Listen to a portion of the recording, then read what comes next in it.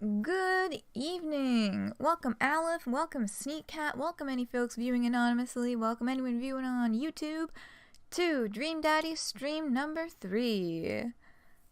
Oh, Sneak Cat, you're in Minecraft! Yes, I agree, Aleph. Minecraft fucks. Yeah, Minecraft is good. It's one of those things that, like, I feel like I might try getting back into it sometime soon, but I don't know. I got a lot going on right now. But, yeah, no, you only missed the first 2, Aleph. We're still pretty early on. There's not a heck of a lot to get caught up on. I don't think we've even explicitly chosen necessarily which of the cast we are going to be going for, although I think favor is leaning towards Matt. Let's see.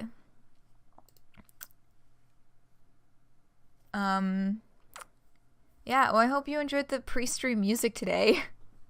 I just felt like Studio Killers was appropriate since the first scene that we are starting with is the neighborhood barbecue at Joseph's house. You get back into Minecraft like every year. Yeah. Yeah, it feels like it'd be one of those games. You're staying long enough to catch up on all the updates. Yeah. No, there's definitely been a lot of... God, the last time I played Minecraft was probably 2012. I am sure I would be entering a completely different game at this point. Okay. Let's see. Oh, I saw the My Hero Academia movie today. And I mean, I won't say any spoilers, but, you know, I don't know what I expected. It was just a really long episode of My Hero. You know, complete with way too many flashbacks. So that was my day.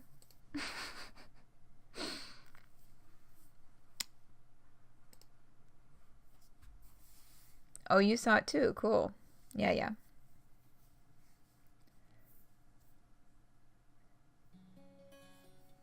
The sea zombies have dropped their spear things after you killed them yet. Oh, and way too much. Always way too much, Mineta. Fuck that guy. Fuck that guy. I'm very fortunate that it was just me and 2 friends and I could yell at the TV all I wanted. Because every time he's sitting there like, I don't know, what am I gonna do? What's gonna happen with me? Go home. Too much Mineta, not enough of any of the girls.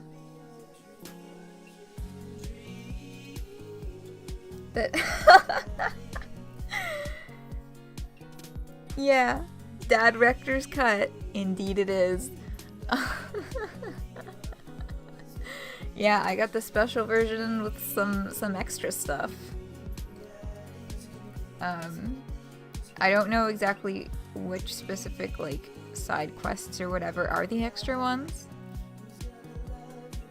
But I got that cool shit. You didn't think you would need a door, but you are making a door to keep the phantoms out. Yep. No, I think doors are very important. When I stayed over at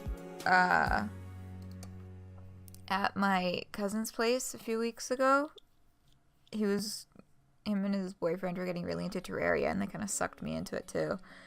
And yeah, one of the first things that I learned was the importance of keeping the damn door closed on their house so that we could just put our items into chests in peace and not be attacked by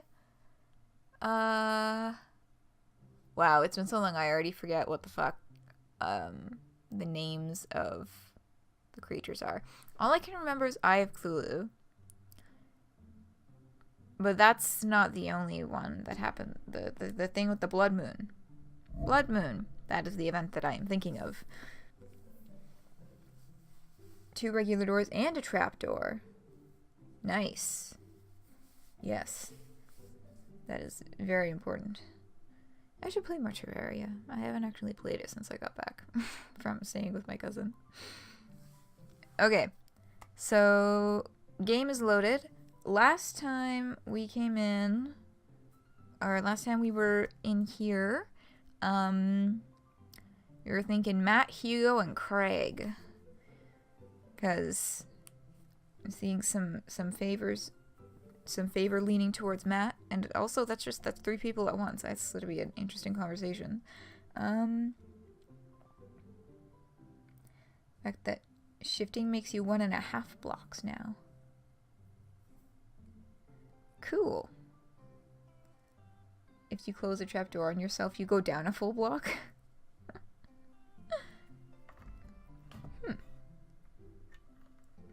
Interesting. I am learning things about Minecraft today.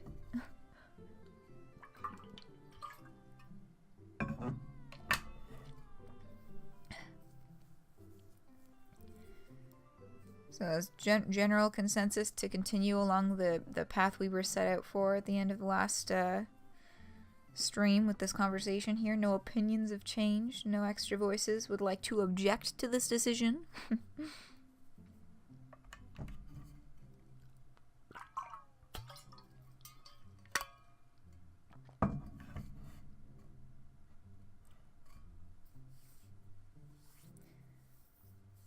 Full advantage of that. The entrance to your mine is only 1 block high. Let's go, lesbians. Hell yes. Okay. Whew. Well then, here we go with talk to Matt, Hugo, and Craig. Oh. Okay. This is a lot of staring eyes. Oh, he's got the baby again. I love that fucking baby.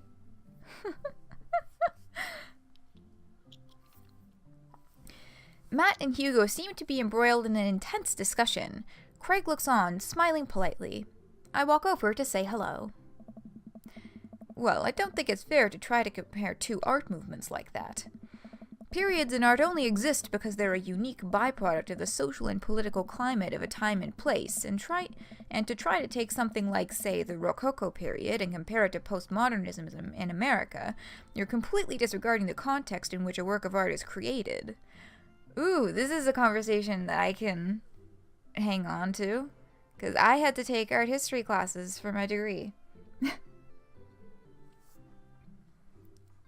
Ladies, gentlemen, bimbos, and thimbos.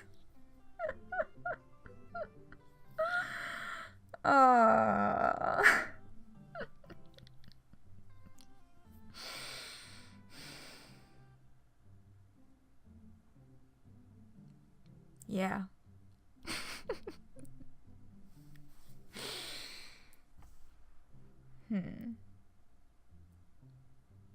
So, right. So, let me hear the rest of his argument here, because I may or may not fully agree with the statement that he's making. Matt and Hugo seem to be so busy talking that they don't notice me. Craig leans in. Dude, I have no idea what's happening. Yeah, if I may be so bold as to possibly comment on what Hugo is arguing, I don't think it's necessarily blasphemous to compare 2 art historical movements and just kind of compare and contrast, talk about them, as long as you are taking into account that context that he was talking about.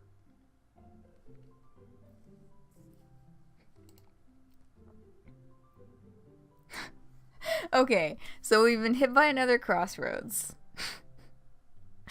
Do we continue talking to Craig? Or do we listen in on Matt and Hugo? So I know the original reason that we kind of took this pathway was because there was favor leaning towards Matt. Why doesn't the dude on the right have a neck?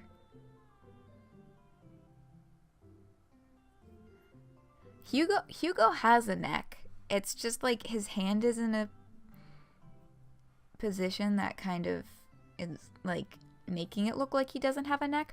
Also, I just noticed that the person who made his sprites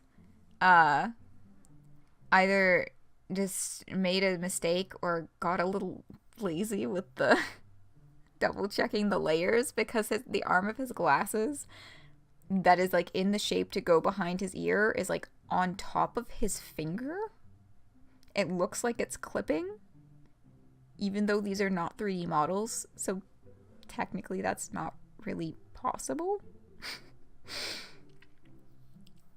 Oh, like a defined neck. Yeah, I don't know. I mean, like, I feel like he does. It's just hidden because he's got like all the like high, like the collared shirts and stuff. Like, he looks pretty proportionately similar to the other two, I think. Wandering trader spawn to scare the shit out of you. Listening because you're curious. I'm curious too, but I'm incredibly biased because I have literally studied art history in university. Listen in on Matt and Hugo. That kind of comparison just eliminates the reason art movements are so important in the first place. You're not wrong, but I think there's no harm comparing one work of art to another.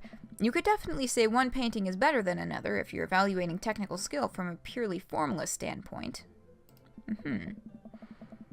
If I showed you a Matisse and then something by the Dutch masters, which would you say shows more technical prowess? I am so lost right now. I shoot a worried glance over to Craig, who returns it. I mean, well, see, here's the thing about comparing things in terms of technical prowess, is that you can't really tell how easy or hard something was to make just by looking at it. Like, that's like a big kind of like pet peeve, I guess, when it comes to people looking at abstract art, especially when it comes to paintings. Like, there's just like one circle in the middle of it, or it's just like patterns of lines, you know? Just to look at it, you can't tell whether it was like, for example, to use the straight lines example, you can't tell whether it was machine made in some way, or if they used masking to get the straight lines, or if they, you know, painted it by hand with no other aids to get that perfectly straight line, you know, because in that case, that would be fucking difficult. Painting a straight line, especially if you're using acrylic paint. I don't have a lot of oil paint experience, but acrylic paint, trying to paint a sharp, straight line takes a lot of time and practice to do without masking. But yeah, technical prowess is fucking bullshit. I mean, like, yeah, like, there's definitely, like, yeah, just, like, comparing things in terms of quote-unquote technical prowess is, like, what's your definition of technical prowess? Is it, you know, getting that perfect straight line, or is it something to do with color blending, or is it, you know, more compositionally focused? Like, there's just use a ruler. See, that is another solution. Rather than fucking around with tape, you could just use a ruler. Yeah, like, that's, and I guess that kind of does feed back into what Hugo is saying about not really thinking it's the best idea always to be comparing between art movements.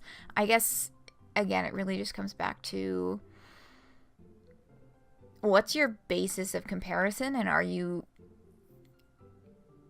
keeping the original context of the painting intact to keep the integrity of, like, its story, its meaning, where it came from, like, what materials were available at that time, what techniques were just evolving, or what techniques were really popular,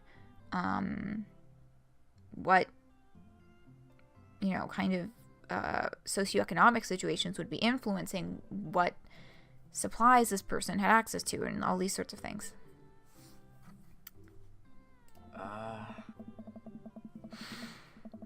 Well, sure, you could say that the Dutch masters were technically more skilled, but I would argue that while the Dutch masters were better painters, Matisse had better paintings overall.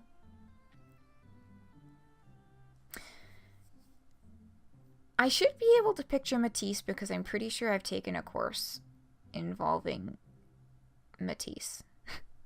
But I don't know who the fuck he's talking about when he says the Dutch masters. Okay, so here's our decision. Haha, I have no idea what you guys are talking about. Well, that's pretty subjective, or art is dead. So I am of the opinion that the middle one is the only viable option here, because the top and bottom, I feel like, would be rather rude things to interject as your first interjection into a conversation that you have just walked up to. Like, you haven't said anything else, and then all of a sudden you're like, I don't know what you're talking about. It's like, cool, you just walked up, or like you just approach their conversation where they're trying to talk seriously and critically about art, and just be like, art is dead.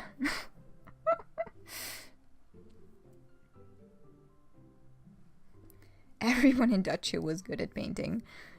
That's a fair definition. I can't picture anything in my head. I should be able to picture Matisse. Now it's bothering me. Okay, I have to Google Matisse quickly. But, counterpoint, the bottom is funny. It would be funny, but I also don't want to make anyone too mad here. Because at the end of the day, the goal is supposedly to, actually make friends.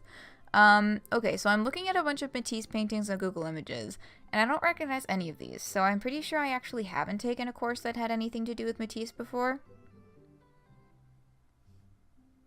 But now that I have a visual reference for what he's talking about, it seems that Matisse painted some of the exact style of abstract that I was using in my kind of example earlier, talking about the straight lines. Yeah, there's a lot of, like, rectangles, or, well, there's a lot of polygons and, like, wiggly shapes, like, not organic shapes, and solid blocks of color. They would be mad and we have to date one of these fools. Yeah, that's basically what it comes down to. Okay. Also, I kind of want to encourage the conversation because I'm very interested to see where this goes. Well, that's pretty subjective. How do you mean? Well, the painting of the guy with the apple in front of his face is pretty nice. Matisse rocks. Oh. That's a Magritte. God damn it!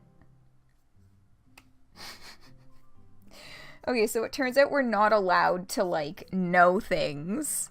Fuck. Right. Art. Sorry.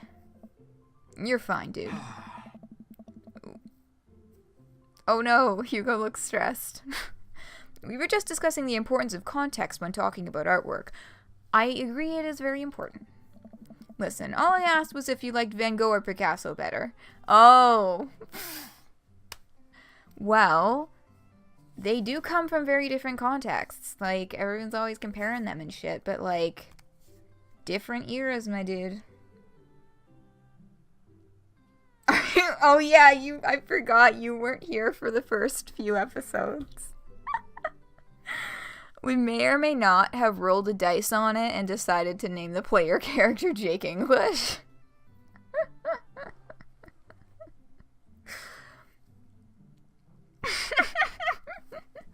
Basically, everything about the character's appearance is we rolled a dice on it and then tweaked a few things, but mostly stuck with the original dice rolls. Dilf English! Stop. Oh my god. Yeah, that was Sneak Cat's suggestion. I mean, like, I rolled the dice for it. It was either that or I was gonna find, like, a D&D character, like, random name generator. And the dice decided that Jake English was the choice to go with.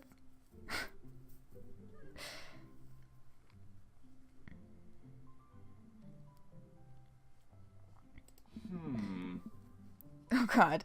Hugo throws up his hands in frustration. But they represent two completely different art movements. How could I possibly choose between the thick, creamy impasto of post-impressionism and the abstractionist beauty of cubism? I'm with you, man. Dad's gonna outrun the elf lord. I mean, precisely. Like, those were the two options. It was Jake English or Elrond the elf lord. Like, there is no in between.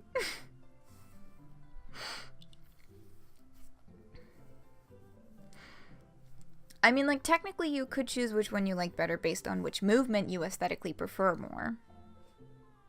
But I also understand where Hugo is coming from on this.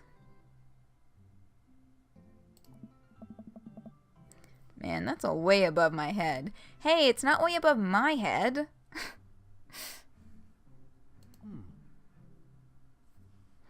Me too.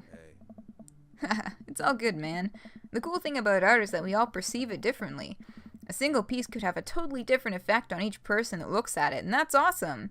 That is also very true, and a thing that I really love about art and studying art and making art. I was not expecting my degree to be relevant here, and it's just making me very happy because there are few situations where my degree is actually relevant.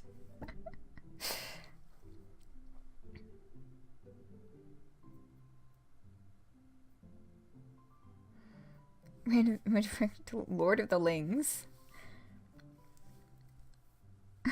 Lord of the Rings. I mean, yeah. That's okay. I mean, like, why do you think we were gonna go to a random name generator in the first place? I am also very bad at names.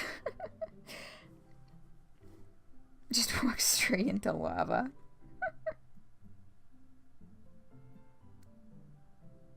You get an F for that.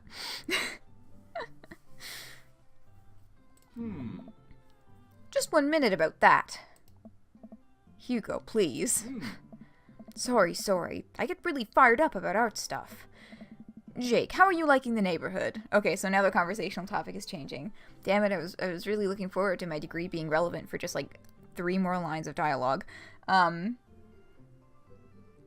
into lava. Like, Jesus.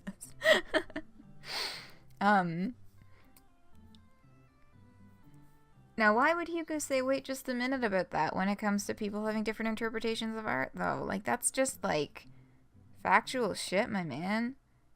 Everyone approaches every piece of art they consume with a different and unique perspective.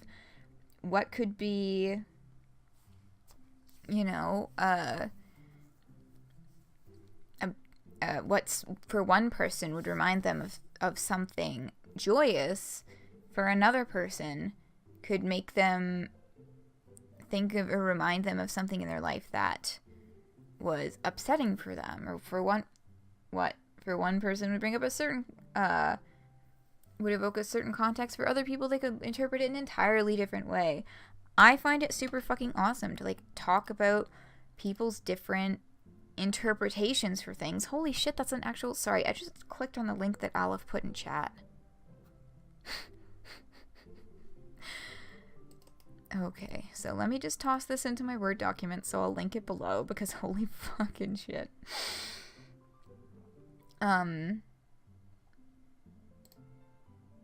Yeah, I mean, like, hell, that's, like, my whole dealio when I set up this channel was, like, let's talk about our different interpretations of media. read through this comic or play through this game together and, like, talk it out. How are you approaching it? How am I approaching it? What do you think about this? Yeah. I feel like if I babble too much about my art things, then people might stop listening. So I'm just gonna keep reading now. I'm getting a little bit lost in my tangents here. Jake, how are you liking the neighborhood? It's pretty nice. Everybody's been super friendly. Hey, yeah. Seems like your daughter is fitting in just fine. Matt points across the yard to where Amanda, Daisy, and another young girl are playing. Whose daughter is Daisy again? Was that... Is his name Brian? The guy from the park?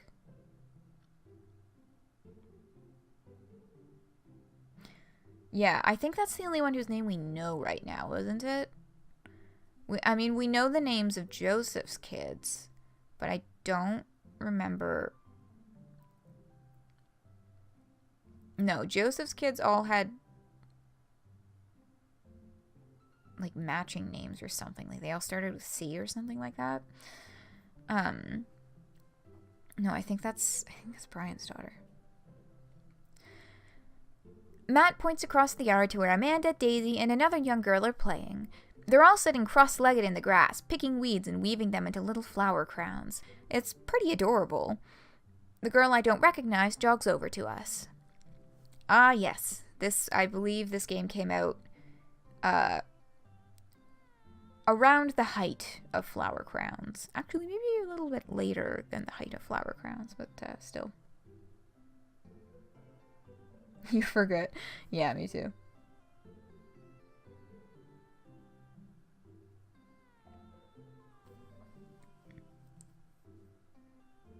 Your dad is Christian and your sister has the same first initial, which is also the same initial as your last name. Yeah. Yeah. I mean, this I think was just coincidence, but both of my parents, their first names start with the same letter. They swear it's unintentional. Hey. Oh, it's Matt's kid. Hello. Oh my gosh, she's adorable. Look at that. I love that jumper. I love those overalls. What is it, sweetheart? It's a flower crown. I thought you'd look cute in it. Oh. Well, there's only one way to find out. Matt takes the flower crown and places it on top of his head. Oh my god, they made the sprite for it and everything. That's fucking adorable. Am I cool now? The girl stares at him, thinking it over. Nope. But you're slightly less uncool than you were before you put it on. Oh. Hey, Jake. This is my daughter. Hello. I'm Carmencita. Yeah, I did remember it correctly. This is Brian's daughter. Yes, so we have Daisy and Carmencita and Joseph's 4 kids whose names I can't remember. Lonk. Oof. Aleph, that's curse.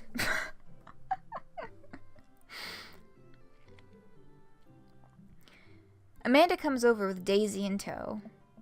Dad, look, I'm making friends. Are you making friends? You better be making friends. Yeah, actually. Amanda, you remember the cool barista from the coffee shop, and my old college friend, and, your teacher. I'm sorry.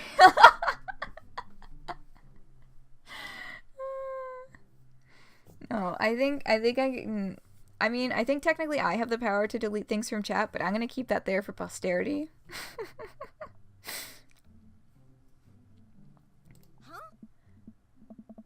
Oh, hi, Mr. Vega. I didn't realize we were neighbors. Oh. Yep. You still gonna get me that overdue term paper? Oh, that's exactly what every child wants to hear on their weekend at a barbecue where they're trying to relax. It's their teacher asking them for an overdue paper. Great seeing you. Amanda finger guns her way out of the conversation like a champ. She learned the finger guns move from me. I'm very proud. She's definitely a charmer. Speaking of which, where did my son go? Huh? Hugo looks around the party. He must finally spot him because his eyes go wide. Ernest! Ernest Hemingway Vega! God, what a fucking nerd! You've had the exact same experience as Amanda? Oh. Ouch. What a fucking nerd. He named his kid after Ernest Hemingway. God. This is like the very distilled stereotype of a fucking teacher. Like, oh my god.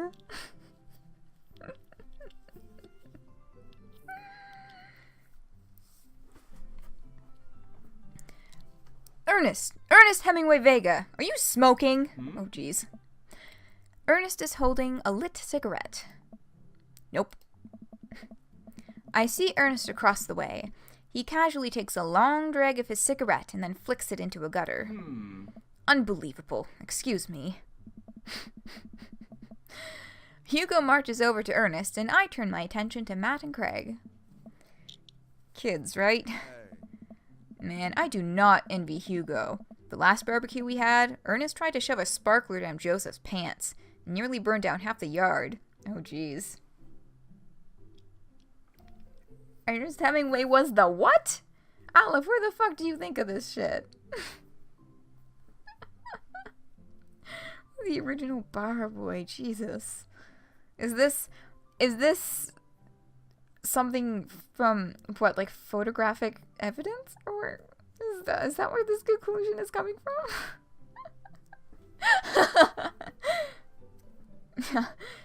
You're right. Okay, you know what? I'm just gonna trust you on this one, because I feel like I might be mixing Ernest Hemingway up with someone else. Honestly, my knowledge of, like, writers of that era comes from that one Owen Wilson movie where he goes back to 20s Paris when he's on a vacation with his wife and he's just, like, destroying his fucking marriage. Because I had to watch it in high school in, like, 12th grade English class. We had to do the whole, like, hero's journey plot analyzing thing, but with, what's the thing that's called? Midnight in Paris?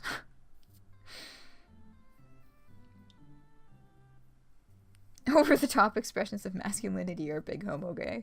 That is true. That is definitely a culturally associated thing. Nothing more homoerotic than manliness.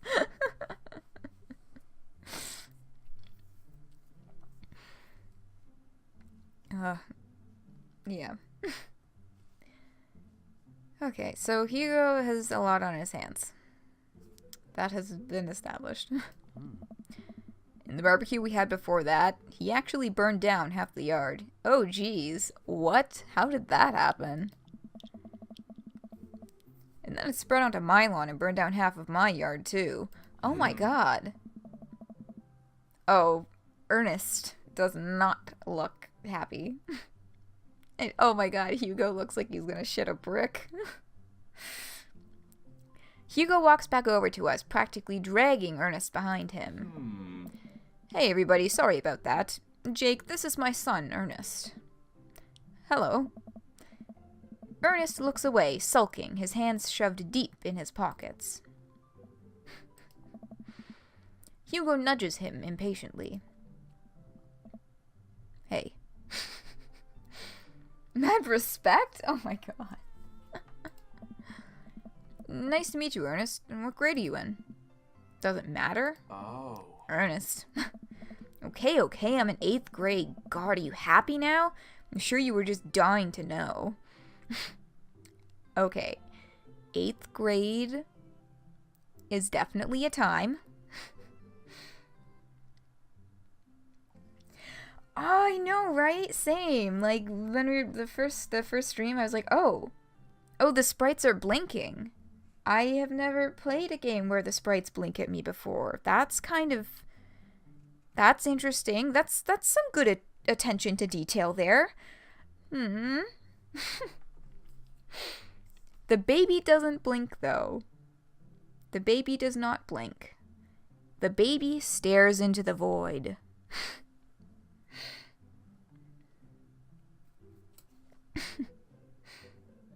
Mad props in the art, though. Absolutely. All of the art in this game that I've seen so far has been really, really well done and super gorgeous. Except for that one minor clipping incident with Hugo's hand in his glasses. And the void stares back. Yeah, like, they've got this fucking baby sprite, like, drawn so that it's making, like, direct eye contact with you, the player. Diamonds, nice!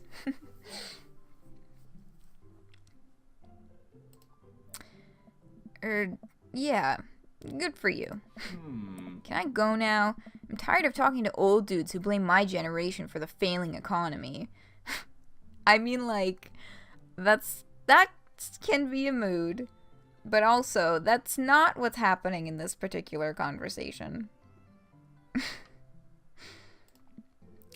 Ouch. Ernest! Oh yeah, because I'm totally embarrassing you. Ernest puts earbuds in and storms off to stand in the corner. Well, that was certainly something. He seems nice. Hugo puts his head in his hands and sighs. I'm so sorry. He's having a really rough time. As much as I want to be the cool dad, I have to be the authoritarian dad, and he clearly resents me for it. I mean, I think as a dad and a teacher, that's about as authoritarian as you can get.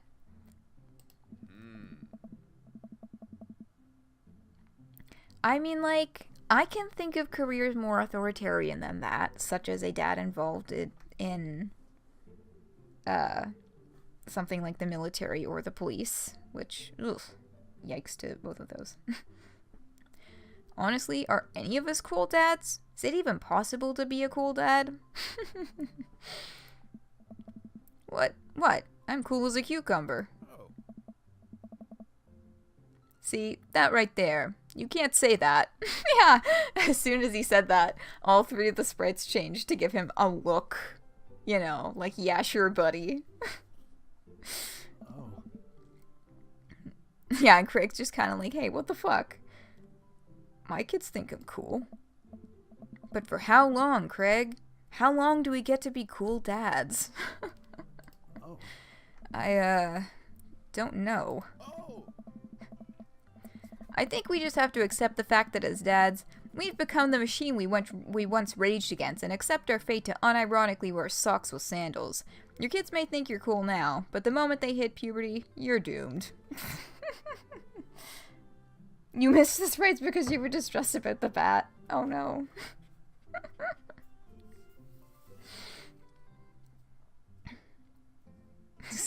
I mean, like, hey, you may have to accept the fate that there will be a day where your kids no longer think that you are the 130% the shit. But you don't necessarily have to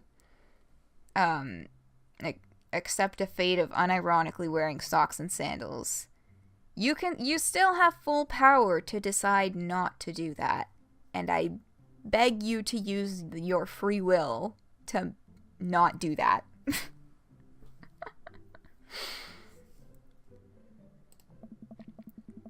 Amanda's 18 and she still thinks I'm cool.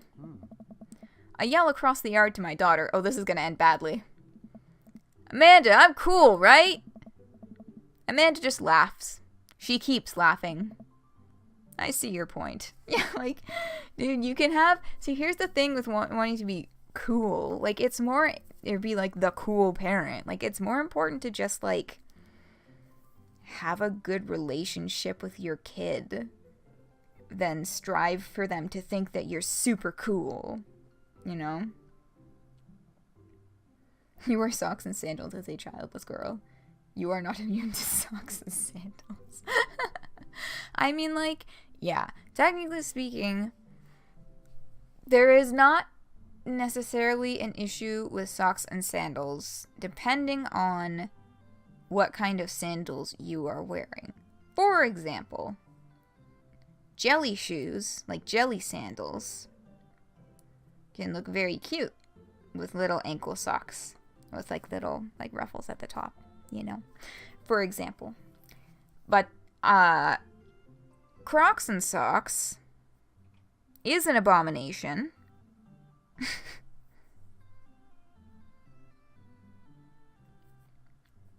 Your sensory issues give you a disadvantage. Yes, that's fair as well. Yeah. It is not a bad thing necessarily. It's just, I don't know, I guess it's seen as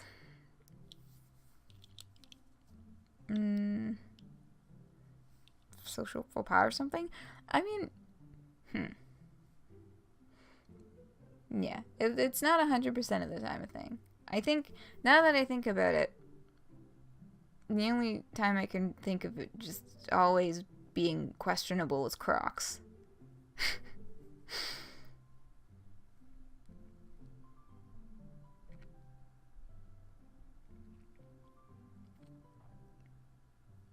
Make your feet so cramped.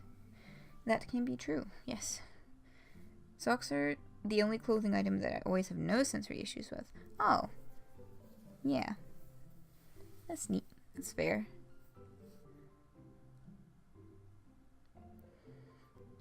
I think the closest I probably get with that would be like skirts. I just feel really good in skirts. I feel really comfortable in like just about any kind of skirt, as long as it's not too short, because I just never learned how to, like, for lack of a better word, be like ladylike. I have to say it in a mocking voice. And I will absolutely flash people if I'm wearing a shorter skirt, because I just don't know how to function without, you know, moving normally. But yeah, I think skirts are that for me. They're just always, even, you know, like a nice pencil skirt. It's just like, yes. Free my legs. Maybe not as free as sweatpants, but still.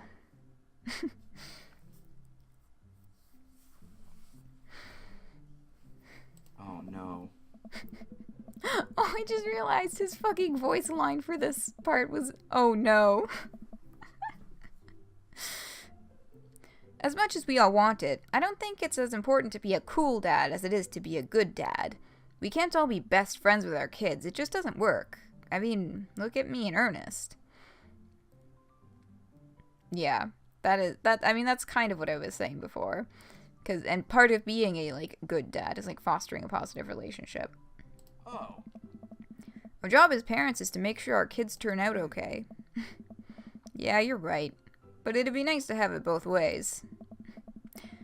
Hearing these guys talk about this makes me think of my relationship with Amanda. We get along so well, but there might come a time when it won't be like that. Is college when that happens? Hey. Don't let us eat up your time, Jake. Go meet some other people around the neighborhood. Okay! Yay! I was hoping that we would get to look at the other conversations too. So, how are y'all vibing with these conversations right now? We have Robert and Brian, or Joseph and Damien. Both, some rather interesting compositions.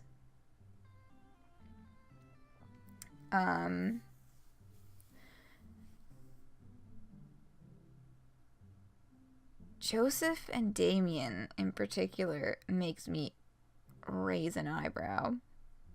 But, yeah, Robert and Brian, I think.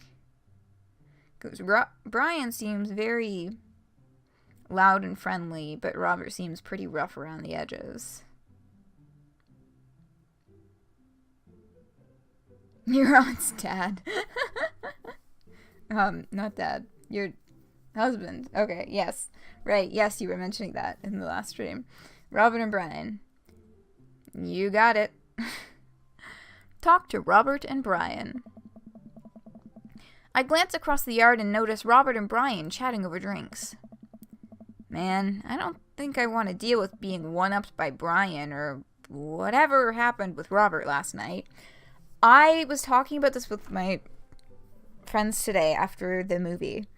And I was like, oh yeah, and then we kind of started like almost one night stand with Brian, what the hell? And one of them was like, yeah, I was watching like gameplay of that part where somebody went with it just to see what happened, and it turns out that you actually do have a one night stand with him, and you wake up in the morning and he's not there, so you leave, and then you see him at the barbecue and he just doesn't fucking talk to you. So apparently that's how that would have ended, which makes me even more glad that we didn't decide to just fucking sleep with him on a whim.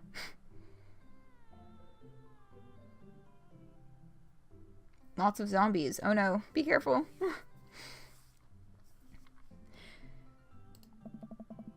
Oh no, they caught me staring. Oh no, Brian's waving me over. Shoot. I flash a smile and walk over to them. Hey, guys. Jake, how the heck are ya? Settling into the neighborhood all right? Oh, you betcha. Got the living room in order at least. That's great to hear. I've been doing some living room work as well. Finally got the 50-inch in there. The game looks great in high def. Oh boy. Jake, have you met Robert yet? Yeah, we've met. Robert regards me over his whiskey. Good seeing you again. We were just talking about my most recent camping trip. Spent the night out in the woods with Daisy and Maxwell. She's definitely an outdoorsy one. Even caught her first fish. Good to see you taking your daughter out like that. I bet she loved it. And it's great that she loves the outdoors. Mine loves being inside. Brian raises his eyebrows at me. Being inside, making art. She won a local competition for that art. Yep. Did I put it on too strongly? Robert stares at me blankly for a second. Anyway. I haven't gone camping in years. Not since the last time. The same here. Well, things change once you have a kid. Wait, what happened the last time? Oh, this is gonna be fucking good. Robert takes a long sip of whiskey. This is going to be fucking good. Oh yeah, that's a big old text box. Well, old Johnny Boy and me were out in the backcountry. Johnny Boy's a strong kid. Met him in my army days. Comes from Kansas. They build him tougher out there. Anyway, things go south pretty quick. Johnny Boy breaks his ankle when the rope bridge snaps. You can see the bone popping out through the skin. Ugh. Johnny Boy's screaming now, crying for his mama. Losing blood. We were 2 days out from the next living soul, and here I am with my dear friend bleeding out in front of me. Jesus fuck. I'm able to dress the wound, but now I got a fireman carry a 6-foot, 180-pound man over some of the toughest terrain I've ever been in. I won't lie to you, there were moments during those 2 days when I thought about leaving old Johnny Boy. But, why does he keep calling him fucking old Johnny Boy? Like, aw. But you build a bond with your brothers in arms, and that bond never breaks. I got that boy back to civilization, but I lost some of me out there. I guess that's camping for ya. Fuck! Finish a story like that with just, I guess that's camping for ya? I really don't think that's just camping for ya. That's a pretty, extenuating circumstance. Oh my god. Brian and I stare in disbelief. Robert takes another long sip of whiskey. Okay. Yeah. That sounds more like it.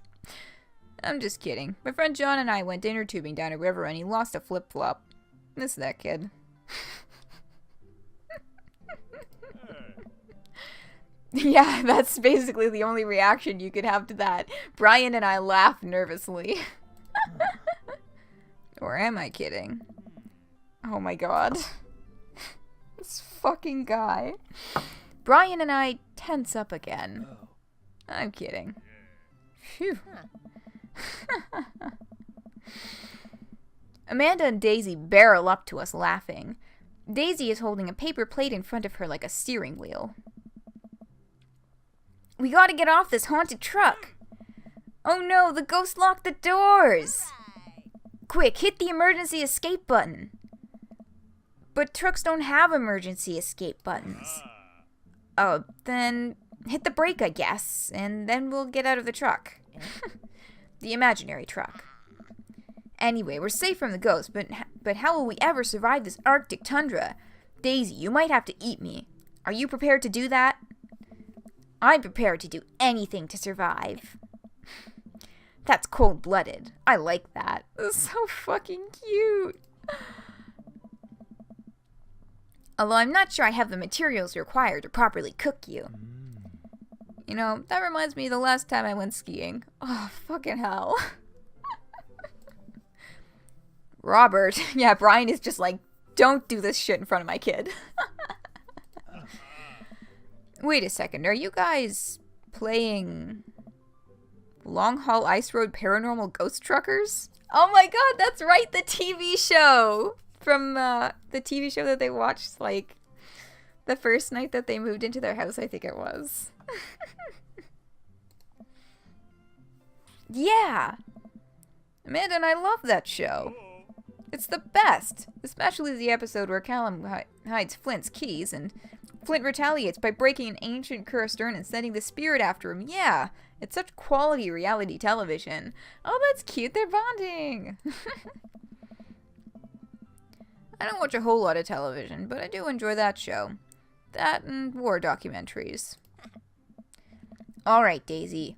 I found us a couple of bugs. They're gonna make a great meal. Lots of protein. Gonna keep us from starving out here in the harsh, icy wasteland. But there's a whole table of food right over Daisy, it's a game. We're playing pretend. It's what kids do. Live a little. Jeez. Amanda gives Daisy a handful of gummy worms from the snack table.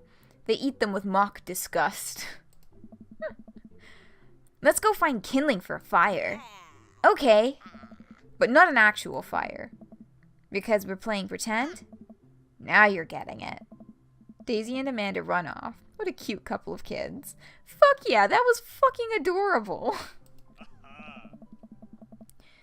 And I've never seen her get along with anyone so quickly. I guess Amanda just sort of has a way with kids. That's kind of amazing. Daisy doesn't really get along with kids her age. It's nice that he's not trying to one-up me this time. Maybe we can have a regular friendship after all. Really? She just kind of keeps to herself. Her teacher says she spends every recess in the library. I think the other kids are intimidated by her intelligence. There it is. Maybe she's just a quiet kid. Maybe she's just gets nervous about socializing. Maybe she just needs a little push in the right direction, like someone like Amanda. I wouldn't worry about it too much. Amanda was shy at Daisy's age too. She used to have a habit of crawling under tables and crying every time we took her to a restaurant. Aww. She bit people too. Oh, that's not so... That's not a good habit to have. Oh, kids, right? Gotta love them. You're required to by law. I mean, that's one way to put it. I hear that. Well, since they're getting along so well, maybe we should try to put together a little play date for them. They do seem to get along really well, but the thought of continually hearing about all of Brian's accomplishments is rough. Yeah, that'd be nice. Well, I don't want to take up too much of your time. Gotta meet some of the other fellows. Okay. So that was something.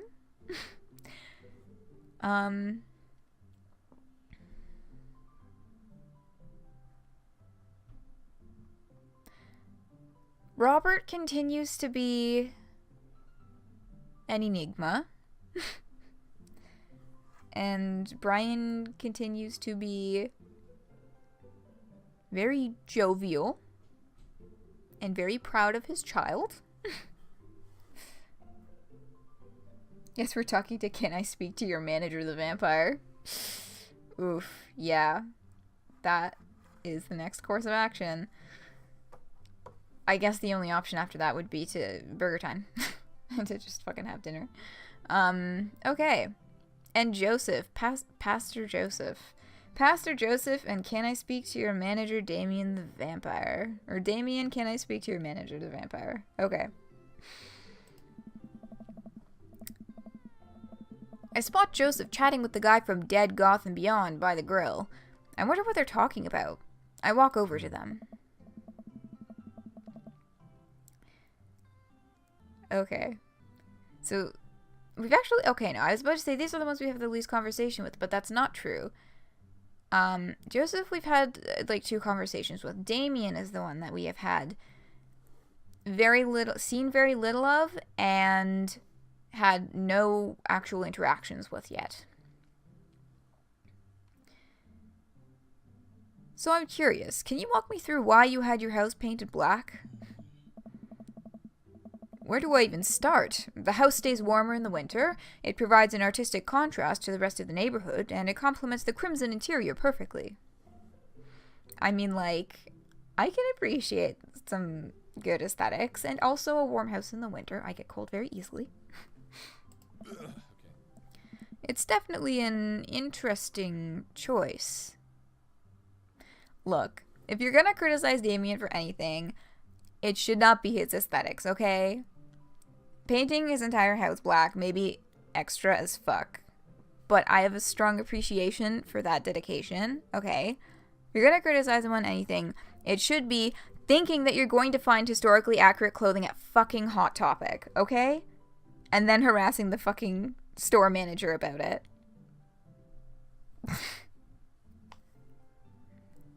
Gonna be hell in summer, though. That is true. If you get really hot summers, that's gonna be very, very warm. Thank you. I'm very proud of my abode. As you should be. It sounds like it looks fucking awesome. Jake, I was just having a conversation with Damien here about his aesthetic design decisions. Damien regards me up and down with a warm but critical eye. How do you do? I don't believe I've had the pleasure. I think I saw you in Dead Goth and Beyond the other day. Damien's face turns bright red. Yeah, he knows what he fucking did. I must apologize for my behavior the other day. On that day. You see, I take the goth lifestyle very seriously, and to be caught in a ruse by such a corporation as Dead Goth and Beyond was profoundly frustrating indeed. Look, I understand getting mad at mall goth type bullshit, but don't take it out on the manager who's just trying to do their fucking job. Also, like, yeah. I'm intrigued to see where this is going as a person who is... I don't think I can really say that I can claim... Yeah, I don't think I can really claim the goth label because I don't really listen to goth music. I like a couple of goth bands, but not a lot. But I am very goth adjacent. Let's put it that way. Oh my god, Aleph. True. The outburst I had in Dead Goth and Beyond was not reflective of my true self. I fucking love the original where it's Joanne's fabrics. I feel that. But yeah. They weren't even the manager. No, they were the manager. He marched in. He's like, this shirt is... He basically marched in. He was like, this shirt is wrong.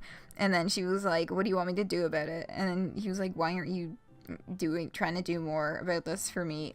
I want to speak to your manager. And this person was just like, I am the manager.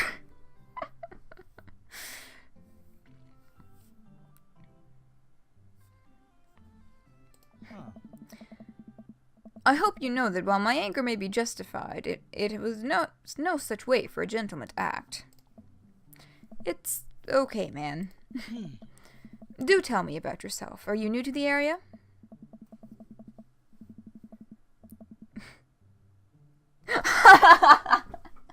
He's a lonk. I mean, like, there's definitely some lonk vibes happening here. Lonk vibes from Damien and Dave vibes from Matt. Not so many Dave vibes in that last conversation with Matt, though. Mostly just the word vomit the first time that we met him. Yeah, and you think they lied. That's very possible. Yes, my daughter and I just moved in the other day. She was the one I took to Dead Goth and Beyond. Very good taste on her part. Does she partake in the goth lifestyle? So,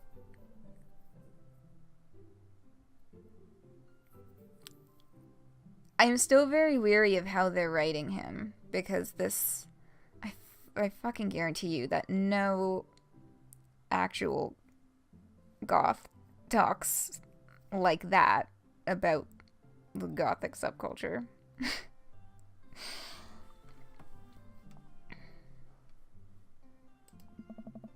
I think for a second. I look over to Amanda, who's hanging out with some of the older kids in the neighborhood. Hey, Amanda, would you consider yourself goth? Oh my god. Amanda yells back. I wouldn't necessarily try to fall under any one specific label, but I guess if I had to choose, I would describe myself as twee hipster with some normcore leanings. I don't know what that means.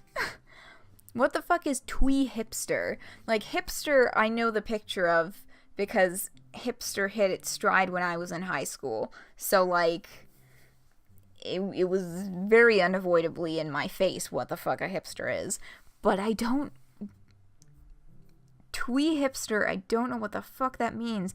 And what does normcore mean?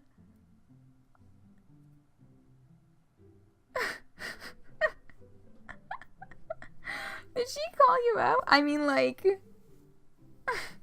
She kind of did. Bats are cool, though. Bats are fucking awesome. Ah, pity. Are you enjoying the party so far? Oh, definitely. Thanks so much for putting this on. It's nice to be in a cul-de-sac where everyone is so friendly and welcoming. Amanda walks up to the conversation. I also like The Lost Boys a lot. Really good movie. Does that count as goth? That it would, my dear. I don't believe we've had the pleasure of meeting. Damien Bloodmarch, at your service. Y'all, he name changed and everything. I mean, like, you know what? Respect. But also, knowing that this was almost guaranteed written by someone who has nothing to do with the subculture, has no knowledge of the actual subculture at all, and was just relying on a stereotype, makes me kind of squint at that a little bit. Damien finishes the sentence with a flourish and a bow, producing a single rose and offering it to Amanda. Ooh. Amanda blushes and returns the gesture with a curtsy. My, do you know how to treat a lady? Whoa. Ah, yes, they were all C names. That was it. Christian and Christy. So, yes, these are two of Damien's kids. Oh, yeah, that was the other really fucking weird kind of creepy thing about Damien's kids. Not only do they all have this, like, dead-eye stare, but they're all dressed in the same fucking colors. They blink, and they blink at the same time. Hello, Amanda. I can't double my own voice. Seemingly out of nowhere, Joseph's twin kids appear. Are they speaking in unison? Yeah, that's also not great. Hey. Won't you come play with us? Come play with us. Forever. Guys, enough with the creepy twin shtick. We talked about this. Yeah, the unison speaking is like a thing to fuck with people. I could get behind that, actually. Now, the blinking at the same time is just like a weird animation thing that they decided to do. That would be very hard to time in real life. But, no, I can appreciate the, trying to fuck around with the new people in the neighborhood by doing some shit from The Shining. Christian and Christy slowly back away. Where do you think they got that from? Mary pops into the conversation, wine in hand. I don't know. Mary takes a long sip of the wine. I think I might have taped over... there it is. I think I might have taped over a VeggieTales VHS with The Shining. Who knows? Jeez. She takes another sip of her wine. Where's Krish? Give it a rest, buddy. Wasn't he with you? You had him a moment ago. Oh, geez. He's probably stuffing dirt in his mouth. He'll be alright. Toddlers are pretty resilient. That's not a good way to deal with the fact that you don't know where your child is. Mary tips her glass to me. Ain't my first time to the rodeo. It's my fourth. Come on. I have squeezed 4 little... Sweetheart, would you do me... Sweetheart, would you do me a favor and please find Krish? That would be great. Oh my god. I'm sure he's fine. Mary? Hmm. Okay, jeez. Mary finishes her wine and wanders off. Oh my god. Of fucking course, the asshole in the hallway at the school is Damien's kid.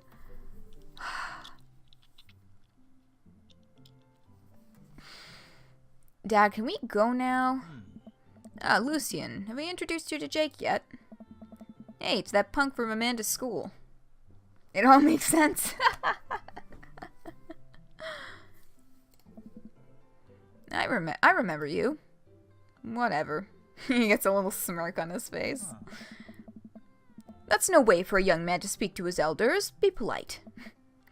Lucian bows. Whatever, sir. Lucian bows again. Mr. Christensen, may I have a veggie burger, sir? Coming right up, bud. Are you vegetarian? Yep. Make that 2 veggie burgers. Did you know that some people in the Victorian era were vegetarians? They described carnivorous type people as bloodlappers. I somehow question the historical validity of that. Dad. That's really interesting, Damien. Joseph turns to the grill. Just a hint of a tattoo peeks out from underneath his sleeve. I can't believe I didn't notice it before. It looks like the bottom of an anchor. Whoa, is that a tattoo? Whoa. Yep. I wasn't always a youth pastor, you know. That's so cool. Want to see mine? What? Oh no! Oh shit. Lucian pulls back some rubber bracelets, revealing a lopsided 666 in black ink. I noticed that on his sprite when we saw him in the school, and I just kind of rolled my eyes at it. But the fact that Damien does not know that his son got this, what is probably a very sketchy stick and poke tattoo, is really great. Ah! See, I fucking called it! My buddy gave me a stick and poke tattoo last week. I think it's healing up pretty good. Lucian! We'll talk about this later. That's pretty cool. What's the significance of the tattoo? I don't know. I just thought it looked sick. You know what? That's fair. You know, not every tattoo necessarily has to have a very complicated meaning. I mean, it's pretty art, and there's nothing wrong with getting a tattoo just because you like pretty art and you want pretty art on your body. Although this is a little different. This is not exactly, look at this like beautiful tattoo that I got. It's just fucking 666 because he's an edgy teen. This DDD is kicking your ass in Smash. Just let me get an F in chat for that. There we go. Well, in my opinion, the only reason you need to get a tattoo is because you want one. Careful though, that number carries weight. Of course, because he's a fucking pastor. Man, Joseph is a way cooler youth pastor than I thought. I just figured youth pastors popped out of the womb with a Bible. I wonder what he did before preaching. Well, if you've got an anchor, I'm guessing it's something to do with sailing? Maybe? But, yeah, he seems to be doing a decent job of speaking to this edgy teen without scaring him away with Jesus talk, so, like, I guess props for that, Joseph. And without further ado, let's work some magic. Joseph closes his eyes, takes a deep breath, and gets to work. With the greatest of ease, he sets the patties on the grill, flourishing as he flips his spatula in the air. It's easily some of the best grill work I've ever seen. You guys think this is my first time in front of a grill? He's working faster now, effortlessly tossing cheese onto patties and perfectly grilling onions on the side. One after another, the dads take notice, and crowd around Joseph to admire his masterful technique. You probably didn't know this, Jake, but Joseph's known around here for his grillmanship. He's ungrill-leavable. Oh, that was awful. That was truly awful. I've tried to get on his level, but I just can't catch up. Oh, how long is this gonna go on for? It's just gonna keep going.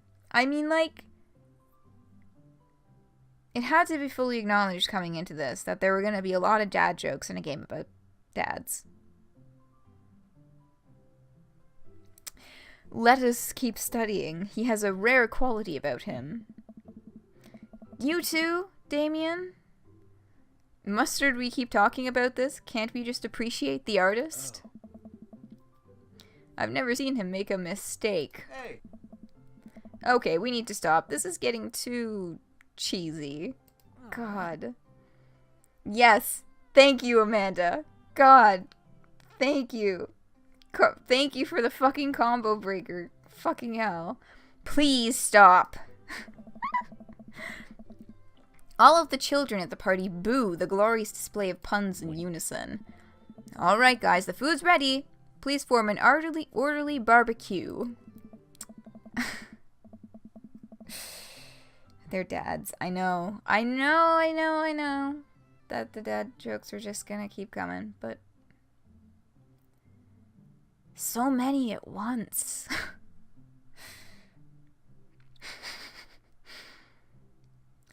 Amanda groans. We all grab our food and hang out, enjoying perfectly cooked cheeseburgers.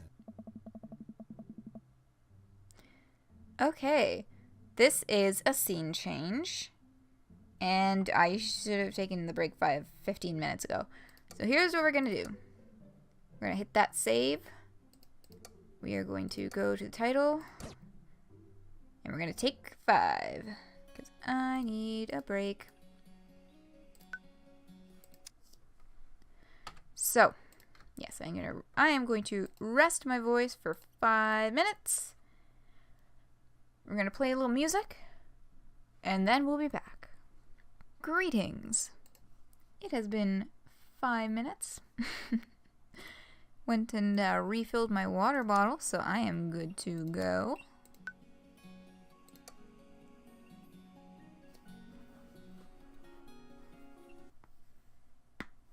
Looks like we are, I think, coming up to the end of the Saturday barbecue. Man, it's so wild how all of us dads live in the same cul-de-sac. Hey. Kinda nice, isn't it? It feels like there's a real community here. Totally helps when you're just a single dad trying to raise a kid. Oh. We're happy to have you here, man. I think you're gonna like this neighborhood a lot. Oh. Plus, Amanda seems to be getting along with all of the kids. If she decides to get into the babysitting game, she'd really make a killing.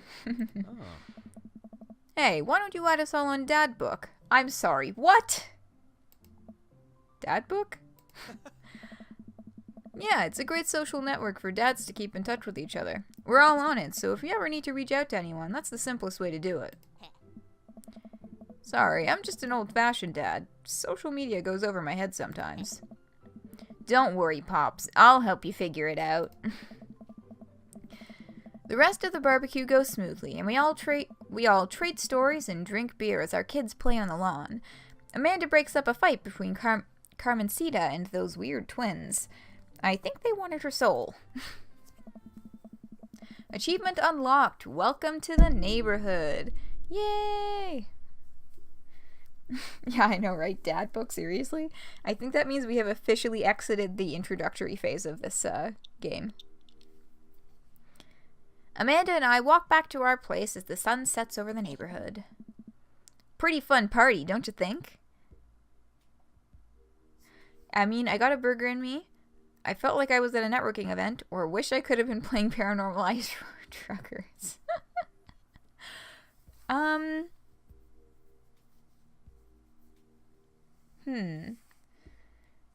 leaning in between the last two.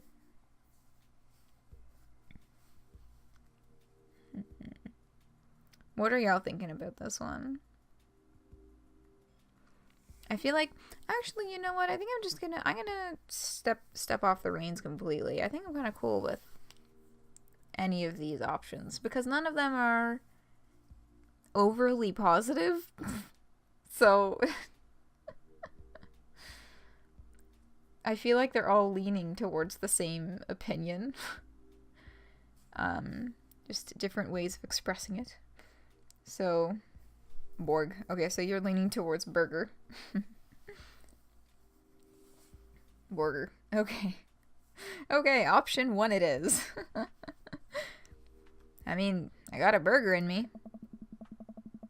Sweetie, if I can impart any sort of wisdom upon you right now, and not that this was a bad situation, but if you're ever in an uncomfortable situation, always look for the silver lining. The silver linings get you through to the other side. We ate rockin' burgers today, and it was good. And it was good. Amen. Well, hey, at least you met some other cool dads. You should hit them up on Dadbook. Maybe I will, if I ever figure out how social media works. Yeah, and she's fixing him with a look. I have a good feeling about this place. Me too, Dad. Yay, that's cute. Okay. Amanda and I arrive at home with the remnants of our veggie plate. It seems like nobody was really into the cauliflower. What was it that I was... Oh! Cauliflower reminds me of One Day at a Time, the Netflix remake. Not the original one. But, because there's... Oh, I don't want to get into spoiler territory. But, okay. I'll be fast and loose. One character is trying to explain to another how sexuality works, and is kind of, and you know, because she's kind of confused. She's like, I'm pretty sure that I like girls, but I might like boys. I don't know. I've never been with a boy, and she's trying to explain this, and she uses the analogy of like. She's like, of like broccoli, wherein boys are broccoli and girls are cauliflower. And she's just like,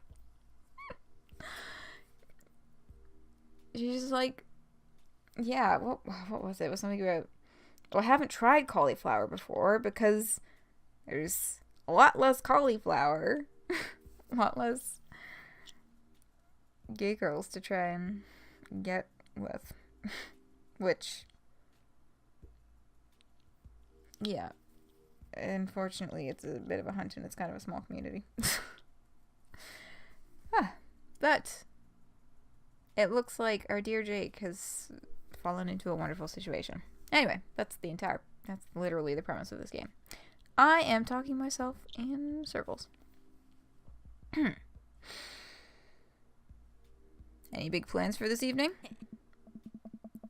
Actually, yeah, I'm gonna go out with some friends. Oh. Is that okay? Of course, just keep me posted and be home before midnight. You got it. And be careful. I will. Make good choices. Of course. And call me if you need anything. Dad, you're not gonna do the thing where you wait silently for me to come home in the living room with all the lights off, are you? What? No, I've never done that, and I will never do that. Okay. Do you have plans tonight?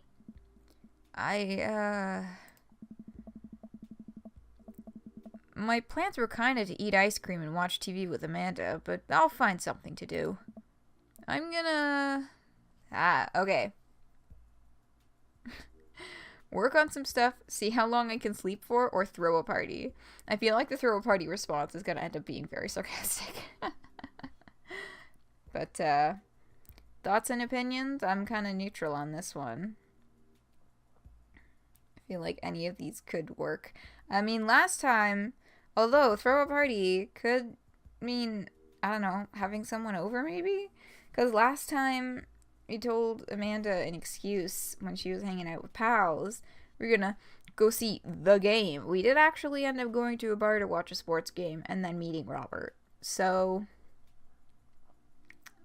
that's a thing. But, yeah, work on stuff. That is a plausible option. Work on some stuff. You know, dad stuff. I'm just relaxing tonight. Have fun, okay? Great. See you later. I watch Amanda drive off into the night. I really do hope she has fun. I plop down in front of the TV and turn on some Wine and Dine Mastermind with celebrity chef Gavin Chapman. Okay, so this is Diners, Drive-Ins, and Dives with celebrity chef Guy Fieri. Or, no. That was my Wine and Dine, the kind of language play in the name made me maybe immediately think of, Diners, Drive-Ins, and Dives. But they might actually be referring to MasterChef. That makes a lot more sense. This is MasterChef with Gordon Ramsay. Gordon Ramsay is on MasterChef, right? I never actually watched that show.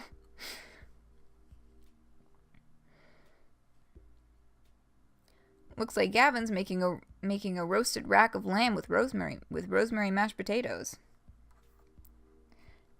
Yeah, I know. I feel like I realize that I'm slightly defeating the purpose of the fact that we're playing the copyright-free stream-friendly version of the game by outright naming what each kind of correction is referring to. But oh well. I'd love to be able to cook like that. Although I think if I was actually good at cooking, I'd use my powers for evil, like just making baked Alaskas all day instead of any food of real nutritional substance. Man, Gavin Chapman just caught the thing on fire, but he meant to do it. What a professional. I lose track of time as I blaze through several episodes of Wine and Dine Mastermind, and also one episode of some cooking show called Meat Hell. I'm not even sure what that one was about. It was just a lot of yelling. Meat Hell. Shit, what's that other Gordon Ramsay show? Where he goes to restaurants that are really bad and just, like, screams at them about how bad their business is and, like, kind of tries to help.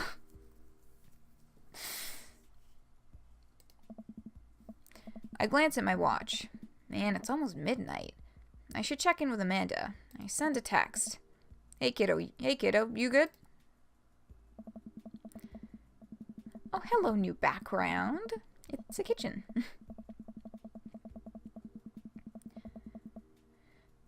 I wander into the kitchen as I wait for a reply. Amanda's phone is almost always in her hand, so I'm sure she'll respond soon. Unless she's driving home now, in which case I hope she doesn't respond soon, because I definitely taught her better than to text and drive. Hotel Hell. Okay, that's one I haven't heard of, yeah. I reach into the freezer and grab an ice cream sandwich. It's a little late for this, but I think I earned it after a long day of socializing. Yeah, man. Yeah. I check my watch again, and then my phone. Nothing yet. Okay, see, now I'm worried. Do I call her? Do I call the cops? Please don't call the cops. Hell's Kitchen! That It's definitely another plausible option, yeah.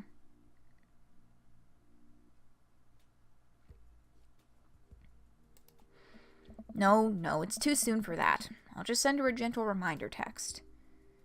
What's up? Half an hour.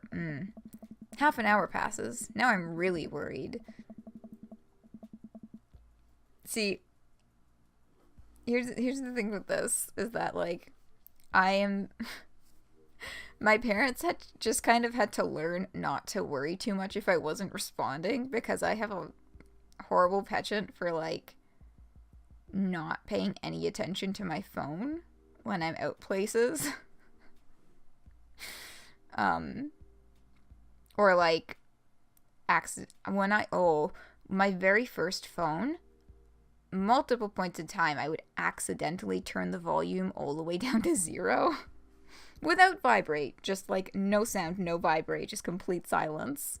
There were a couple of occasions where my parents got very upset with me because I did not respond at all and didn't look at my phone at all when I was hanging out with people. Oh, Sam's been going on a Gordon Ramsay hyperfix. Nice.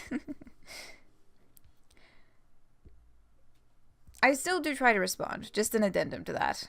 I still do try to be respectful of my parents' time and energy.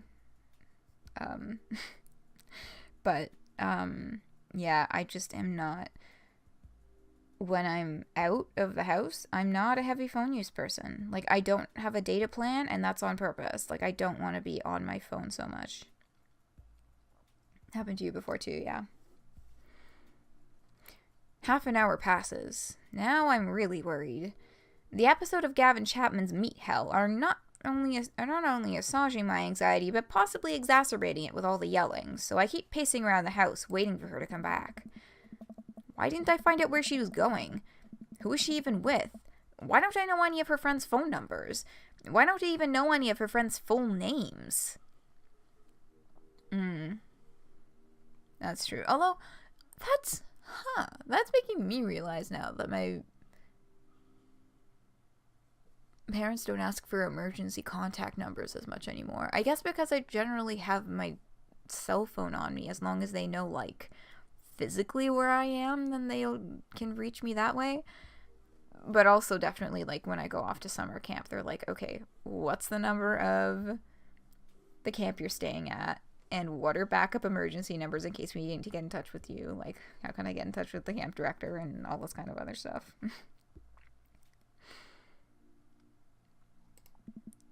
Who is Emma P? I decide to send her another text. Amanda, please text me and let me know you're okay. I can't help but think of all the awful things that could have happened to her. Oh, thank God, it's her. Amanda opens the door and shuffles in.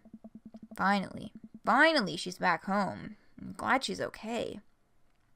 Sup? Sweetie, thank God you're safe. Yep. But now that I know she's okay, I'm really mad. Why didn't you answer my texts? Amanda pulls her phone out of her pocket. Oh, whoops, guess I didn't see those. She starts to walk to her room. We're busting out the full name and everything. I mean, almost the full name, but like the middle name, that's a rare occasion. We busting out the middle name. Amanda Ann. Whoa, we're pulling out the middle name now? Amanda, you came home an hour and a half after your curfew and you didn't respond to any of my texts. You really freaked me out. I was about to call the cops. Dad, you're seriously overreacting. Oh, that's a horrible thing. Never tell a parent that they are overreacting. That is a bad idea. You're not going to be like this when I go off to school, are you? Okay. I find it, like, really interesting that, like, I did not expect that this game would actually put you in the active role of parent I thought that would be more of a background thing, but like they're really putting you in the hot seat. Like, no, this is your child. And you need to like make dad decisions. You need to make dad decisions to go with the fucking theme of this game and all its goddamn wordplay. You're letting me handle this. Okay. Aleph, if you have any opinions. But, yeah. I mean, I think that he has a right to be, I think, Why would you have any opinions about this? You're a person with opinions. You have opinions about a lot of things. You know, I just want to make sure I'm including all voices in the discussion who would like to be included right now. But yeah, you're not fit to be a parent. I mean, like, hell, neither am I, but here we are.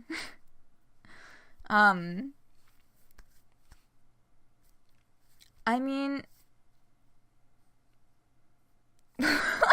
why are y'all assuming that I'm fit to be a fucking parent? Like, you're adultier than me. I suppose that is true. I may or may not be the eldest person present, and I do have a lot of experience working with and like having youth in my care for like limited amounts of time. You know, like 1 week max of summer camp. No, we have one program that runs for 2 weeks, but those are, I am not connected to that program. Yeah. I don't like your attitude is always a bad one to bust out, because then it's like, it just starts a whole other thing about what counts as attitude.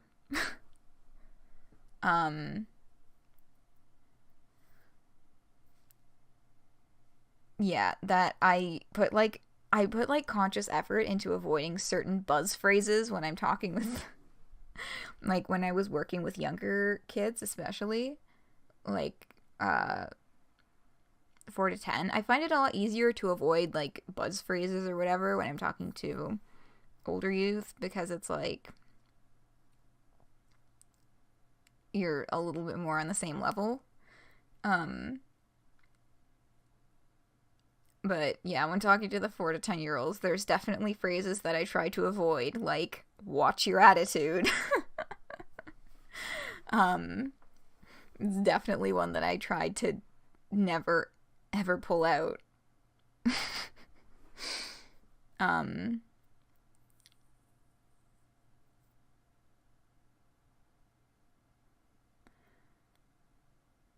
think I have a right to be concerned to be more impactful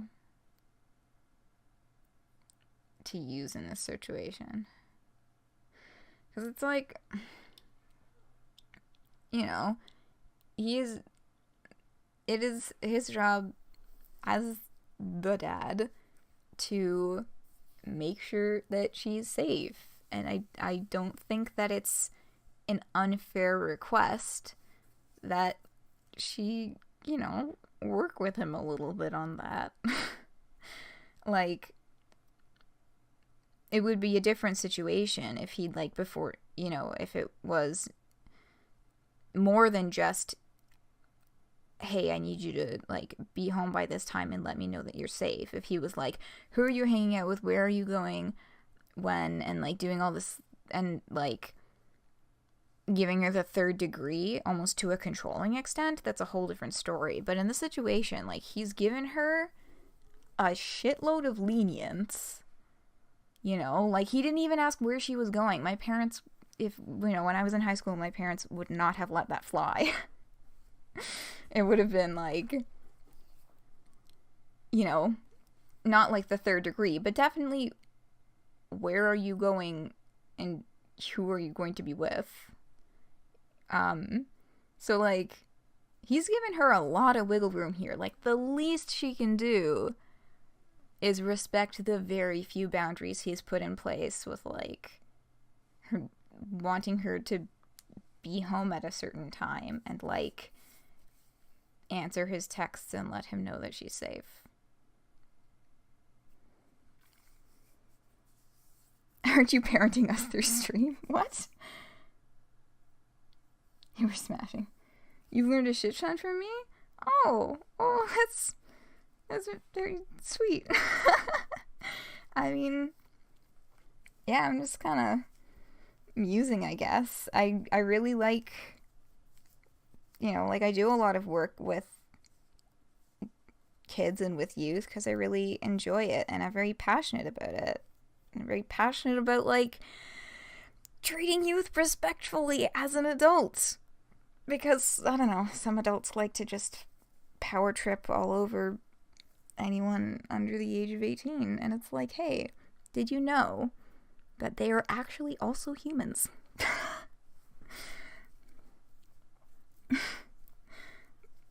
But anyway, I feel like, yeah, I've mused about my reasoning behind this decision for long enough.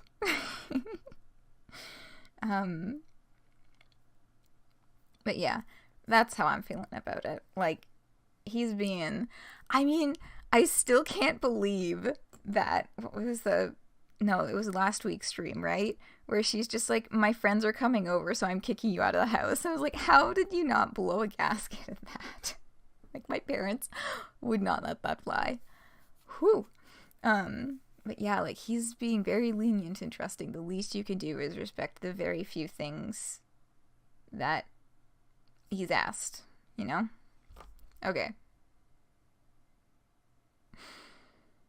I have a right to be concerned. You're my only daughter. Well, I can't give you a play-by-play of everything I do all the time. I'm 18. You shouldn't even be giving me a curfew in the first place. Look. Like, on one hand, I do understand that you're kind of old enough to handle your own stuff. On the other hand, 18-year-old is still a child. And, you know, you're, like, if you're still in high school, which you are, I don't think that a curfew is unreasonable.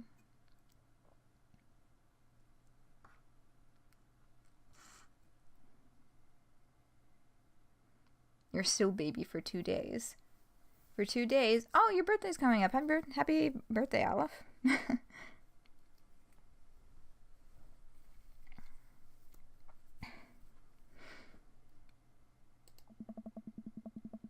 I sit down on the couch and put my head in my hands. I feel very tired all of a sudden. You really scared me. Just, please don't do that again. All right. I'm gonna go to bed now.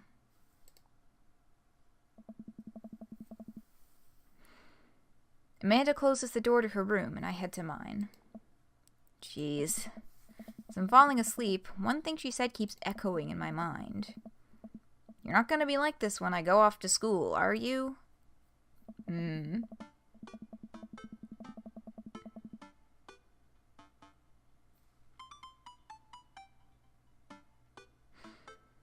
Okay, it is the next morning. I definitely didn't sleep well last night. I brew some strong coffee and make some scrambled eggs for Amanda as a peace offering. She eventually wanders into the kitchen.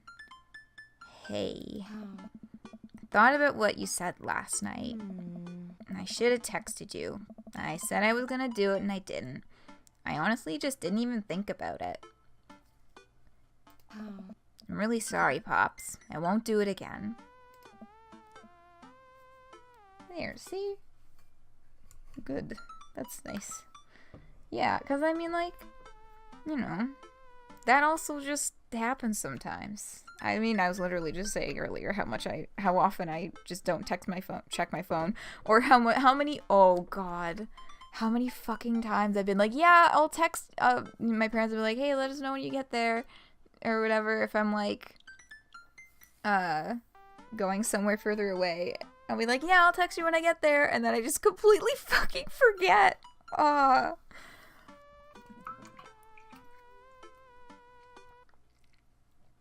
Yeah. That's happened on a number of occasions.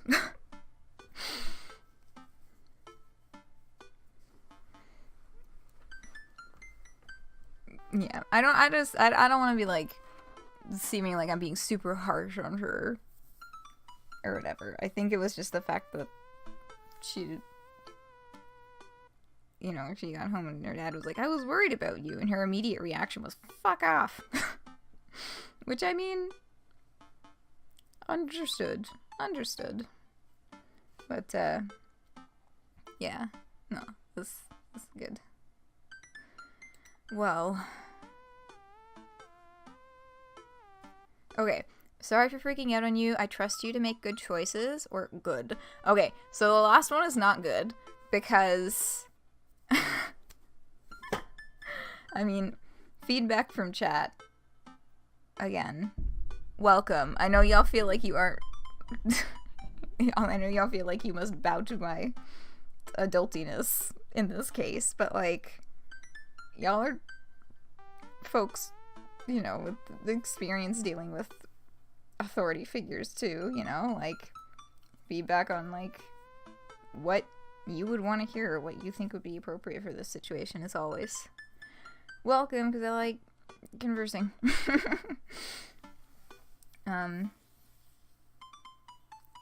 Not sure what tone the middle option is, so you're going with the first. Yeah, that's true, because the tone would make a very big difference. But yeah, definitely not the last one. The last one is very, I am the authoritarian parent. I am the authoritarian parent. I am the authority of this house. You must bow to my rule. Good, you have realized your mistake. I have made no mistake, because I am parent. Hear me roar. Which is, like, not good at all. But yeah.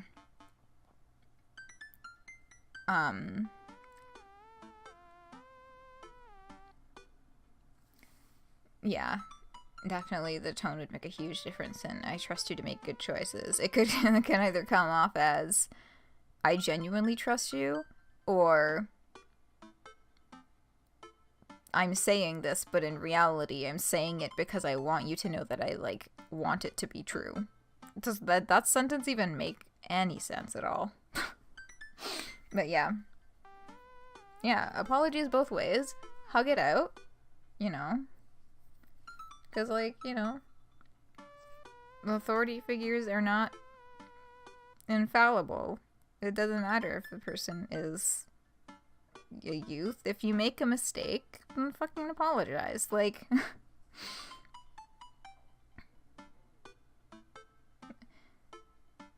oh, I trust you to make good choices and you didn't. Oh, yeah, that could be the potential direction they're taking that dialogue, and yeah, that wouldn't be a good way to take this, because it's like, she's apologizing. She's realized that she made a mistake, and she's apologizing, right? So you don't want to, like, it's the bad thing to do to, like, further berate someone for something after they've already sincerely apologized for it. I'm sorry for freaking out on you. You're an adult now. I shouldn't have gotten so worked up. Team English? Team English. Amanda gives me a hug. Hug it out. Yes. I like this a lot. Want some eggs? You know it. Sprinkle some cheese on them? Already did. Yes. Bless you. Warms my heart. Never be team English. I mean, in this specific circumstance, I would say it's a good thing. But yeah, no. Depending on the context, that could be not great. Amanda scarfs down the eggs in the time it takes me to wash the pan. Alright, I'm off to school. Smell you later. Wait, one more thing before you go. What? What's Dadbook? I love that scoff sound effect. It's a social media platform. Wait. What? What's a social media platform? Okay, now he's just pulling her leg. Dad, I have to go to school.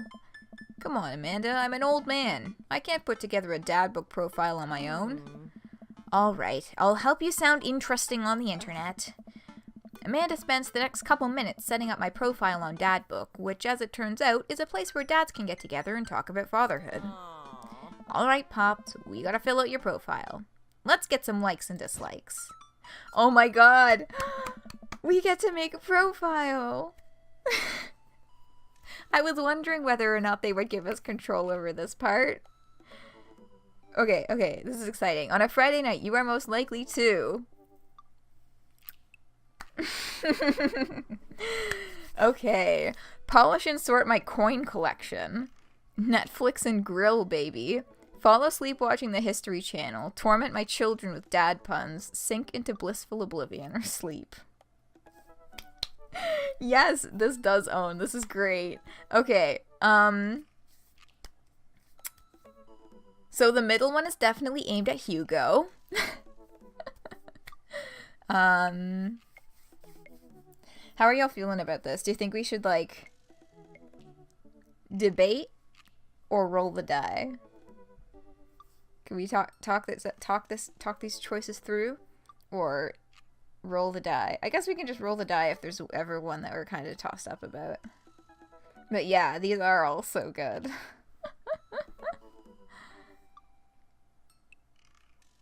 You want to make him literally Jake English? I mean,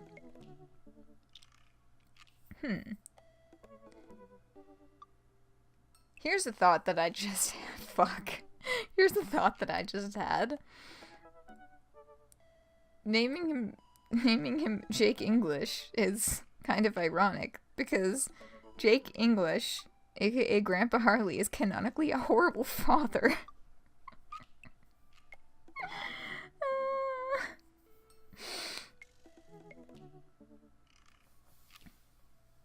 You can't choose one. Fuck first past the post.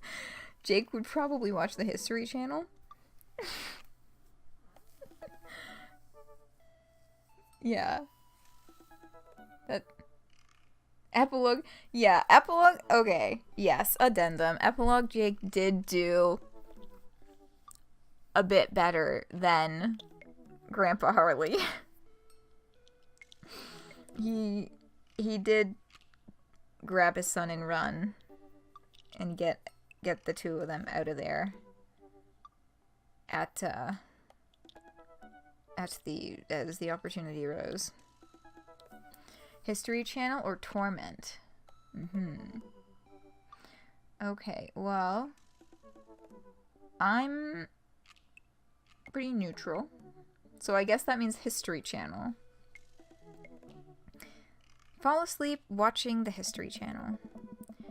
If you had one thing to take with you on a desert island, what would it be? My trusty grill, the lost shaker of salt, Castaway on DVD for instructional purposes, a boat, obviously, or I don't need anything. My survival skills have trained me for this day. Oh my god, the last one is so Jake English, it fucking hurts. Oh my god. Yeah, the last one is so Jake English, it hurts. Jake Core indeed. Okay, what are your turn-ons? Okay. Strong dad arms, tennis shoes with long white socks, a well-manicured lawn, street smarts, top-tier grillmanship, or comfortable with crying. Oof, okay.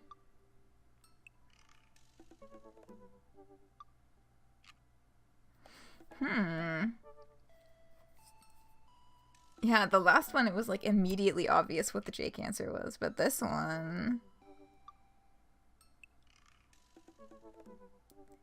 You can't get in the mind of Jake's taste in men.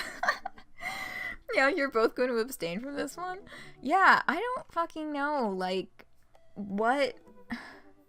I feel like it wouldn't be a well-manicured lawn or top-tier girlmanship. I feel like it would definitely not be those ones. Tennis shoes, white socks. Don't think that would be it. Street smarts, I don't think.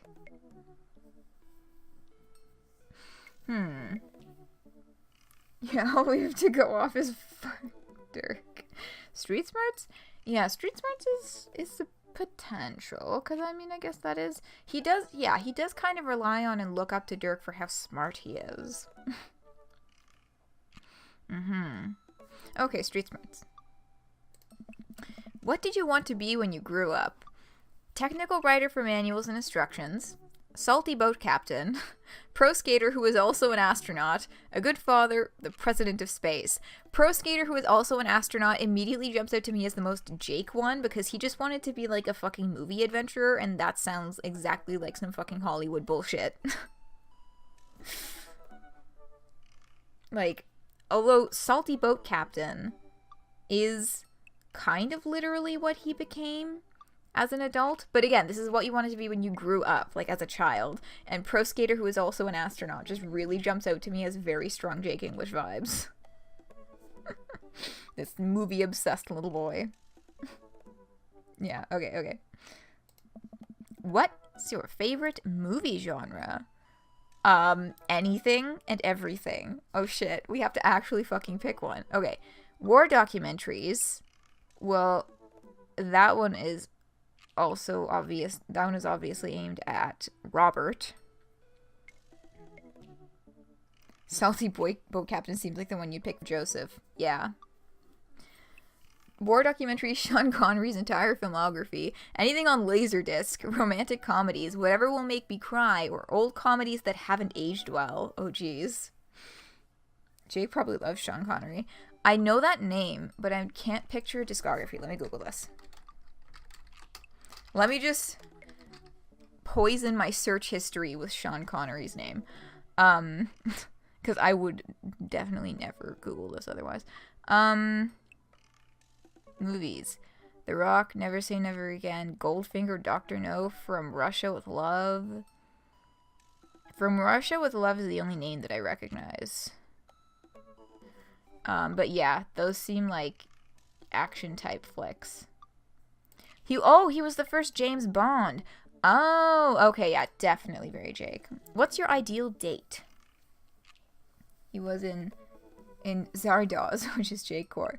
I feel like I should recognize that movie name, but I do not. Is it like a cult classic type thing? Shitty Alan Moore adaptation? Yeah, okay, this is sounding very Jake English for sure.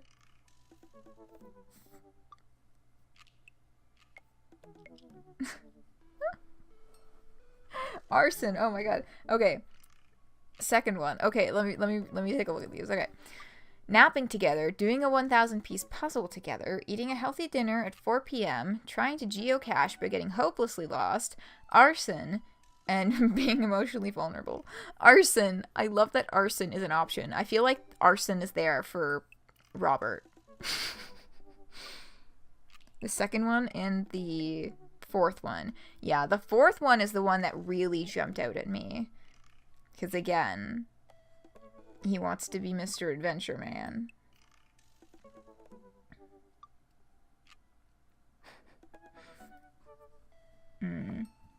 Sneak Cat, what is your opinion? The second one or the fourth one? Fourth one? Okay. Trying to geocache but getting hopelessly lost. What do you never leave home without? A sensible cardigan, my fucking hell. My sick vape. My book of word jumbles and a pen. A cool knife. My... Oh, they could have used a much better word for that. My debilitatingly low self-esteem. I frequently forget my phone, keys, and wallet at home sometimes.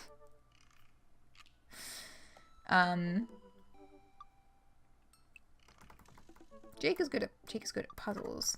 Oh yeah, I guess I did do a lot of puzzles on Land of Tombs and Krypton. So like, as much as I want to kind of jokingly be like, oh yeah, definitely low self-esteem, I feel like that's an awful thing to put on an online profile, just because that's the context of what's happening here. Oh, his Sylladex. What the fuck is his Sylladex? I do not remember what his Sylladex is. Okay. 3, 4, 5. Okay, so those are kind of the... yeah. I feel like... He doesn't really use knives. But I still feel like he's the type who would have, like, a Swiss Army knife.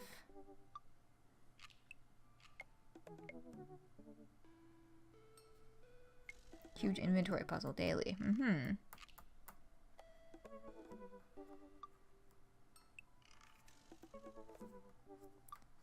So I'm leaning towards, like, a cool knife. How are y'all feeling about knives?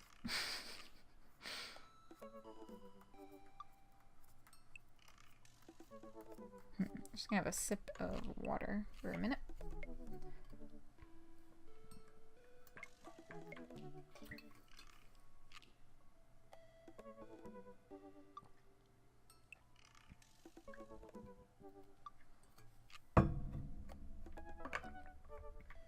What? Raid? Hello? Welcome! Welcome! I gotta be honest, I'm not 100% sure what that means. But, hello! Yes, come on in. We are setting up a Dadbook profile.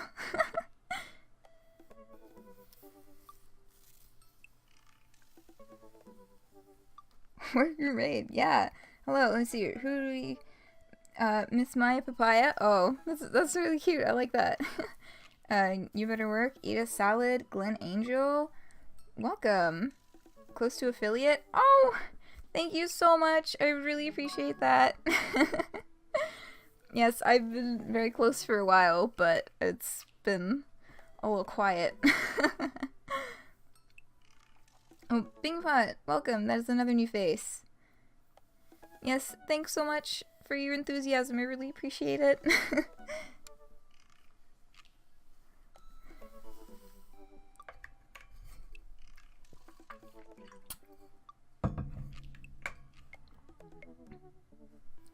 Oops, sport beams.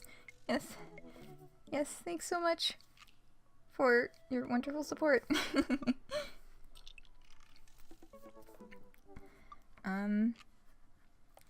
Yeah. Okay, cool. Awesome. Yeah. Fucking partying here. Alright. So. I'm gonna say cool here. Oh. Wait, you're posting a what?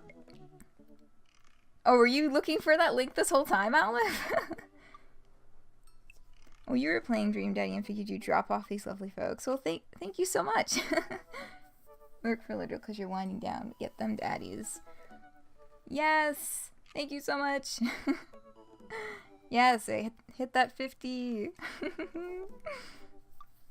Hell yeah. Alright.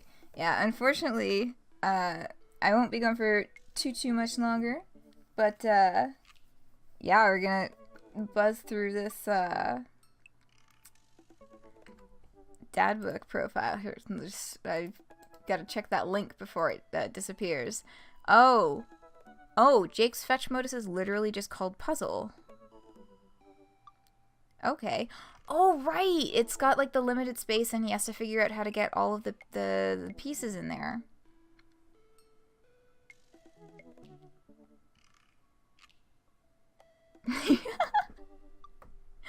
Yeah, we named our Daddy after a character from Homestuck, so we're just kind of like trying to like channel that mood.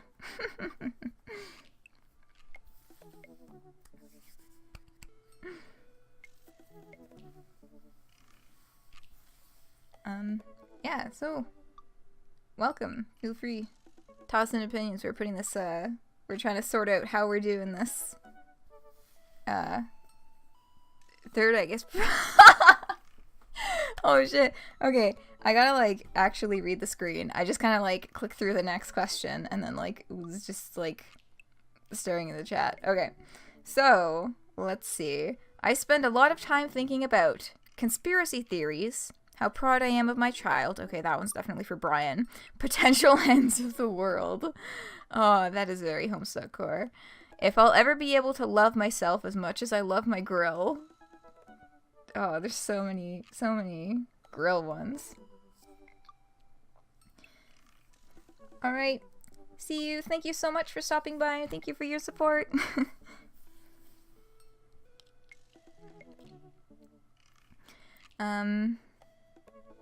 Oh, if I'll ever be able to... Oh, yes, that was... When I can next get a cup of coffee. Okay. Yes. Thank you. Have a lovely rest of your day. Oh, and lawnmower modifications.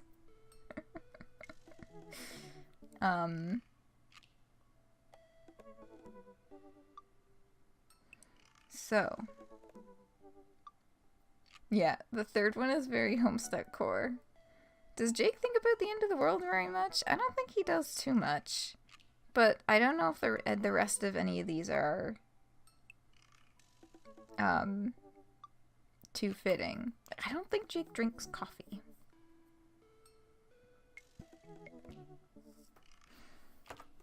Maybe he thinks about stopping it. That's true. That's right. Oh, that's right. No, he's the one who did the Skynet stuff. Are we just considering all timelines here? Because there's like a lot of different versions of Jake. But yeah, he's the one who owns like Skynet and stuff. So I'm just gonna say potential end of the world. Profile complete. Okay, cool. You're turning up a sneak at. Okay. See, that wasn't so bad. Yeah, that was actually kind of fun. I could totally spend all day on here just looking at people's profiles. You should message one of them. Or more than one of them. All of these dads seem pretty interesting. Okay, I promise I'll make some friends. Amanda gives me a hug. Go get him, Dad. Amanda's gonna be so late to school. Yeah, that's true. Oh, shoot. Okay, so, wait. So this is a message from Amanda. I'm assuming that this is from a different platform, but still on our phone.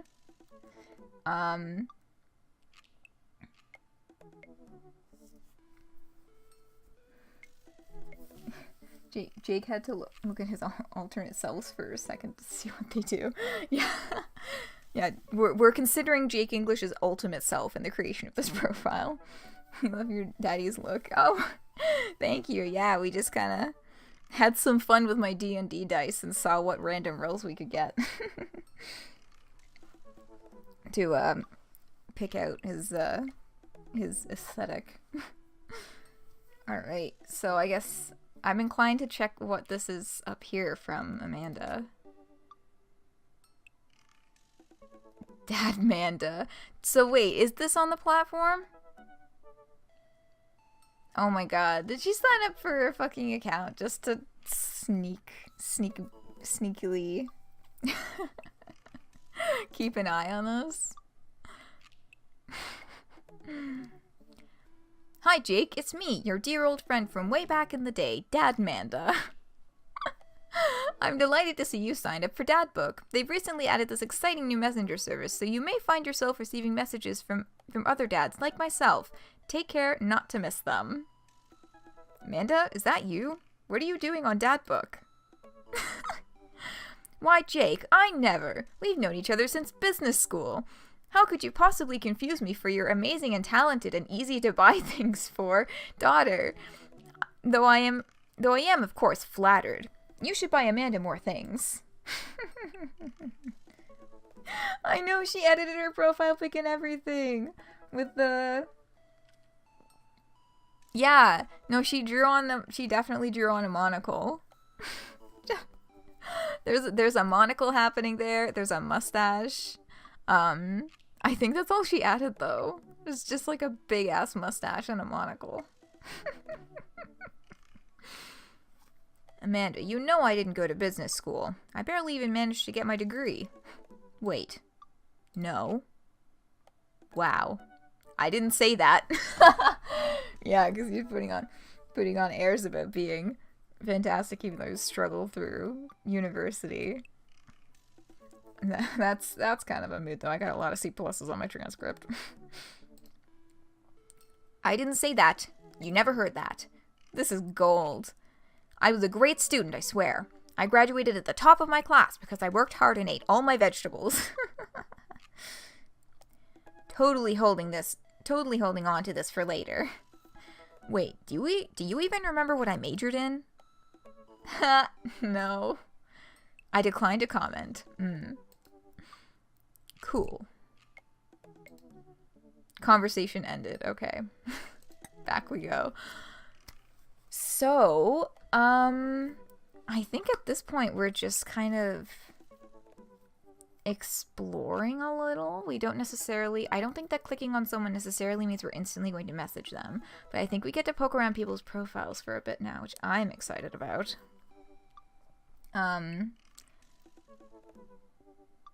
Let's see. Any preferences?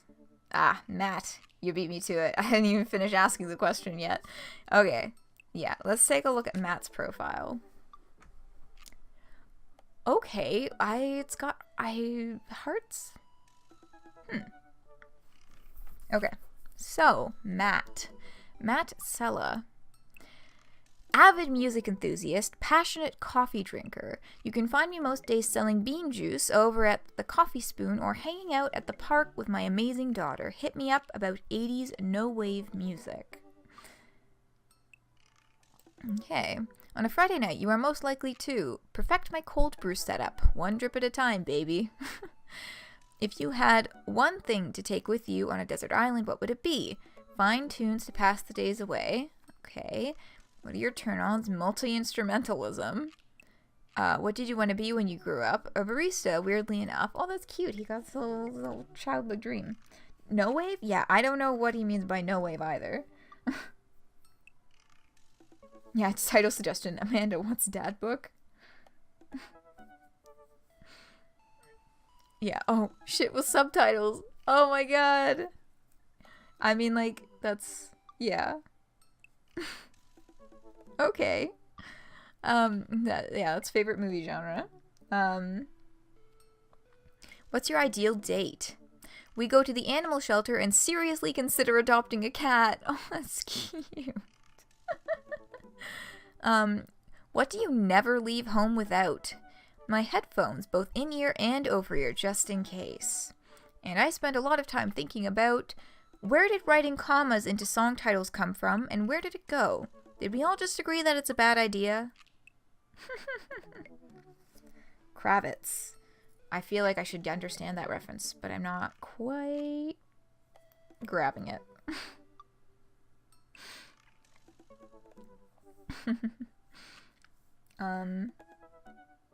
Where did that Kravitz head cannon come from?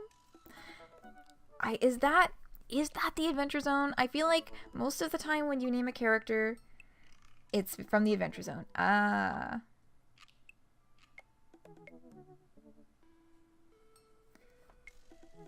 Okay. Yeah, that's where it came from. Okay, no, that makes sense.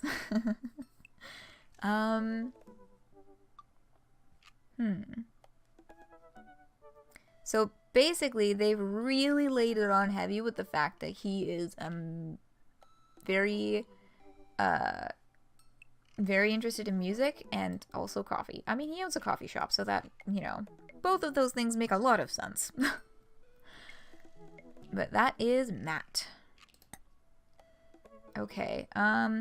Any other preferences? Where to go next?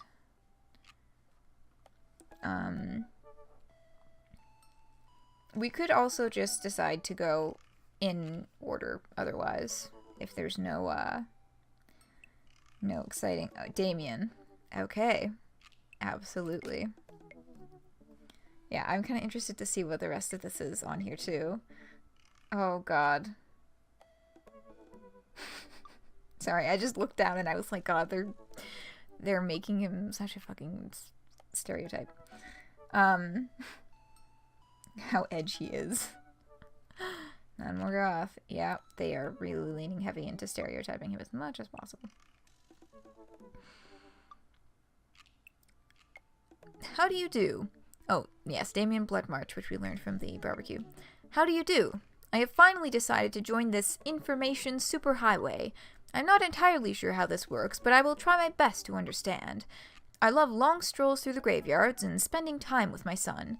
If you would ever like to chat about the latest in Victorian fashion, the inevitability of our own demise, or black cats, please send me a letter. Okay, so thinking about the end of the world was definitely an option aimed at Damien, then. On a Friday night, you are most likely to listen to true crime podcasts while I taxidermy my newest specimens. Okay. If you had one thing to take with you on a desert island, what would it be? A coffin. That's okay. Really leaning into the inevitability of death. What are your turn-ons? Pronouncing bosom correctly? Oh, I love it. Wow. Okay. Sorry, I'm just gonna have a little bit of water.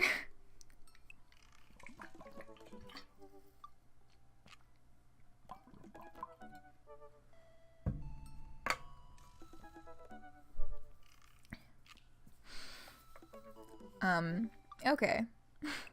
What did you want to be when you grew up? A bat? Okay, cute. What's your favorite movie genre? Foreign art house horror? What's your ideal date? It's night. We are at an industrial darkwave club in Berlin. The music drums to the beat of our hearts. Hashtag mad lads. Yes. Yes.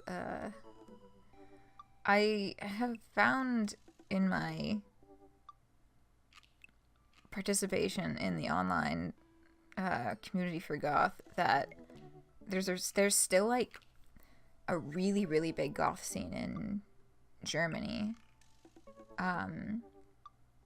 It not so much in over here in North America as much anymore. It's really popping in Germany. Actually, I think this weekend, or I think this past weekend was Wave Gothic Trekken, which is like the one of, if not the biggest goth music festival. Yeah, I think that was just this weekend. What do you never leave home without? An upside down cross. What? I spent a lot of time thinking about mortality salience. Okay. Alright. So that's Damien's profile. Pretty much as expected. They're like really... Yeah. They're really heavily leaning into as many cliche goth stereotypes as they can possibly cram into one person. Okay. So Olive, you said just do them in order. So I think, unless there are any other objections, I'll hop into Craig here, and we'll take a poke around his profile. I know sometimes there can be a little bit of lag, so I'll leave a few extra seconds if there are any objections. Take a sip of water, and then we're just gonna start in on Craig if there's nothing in chat.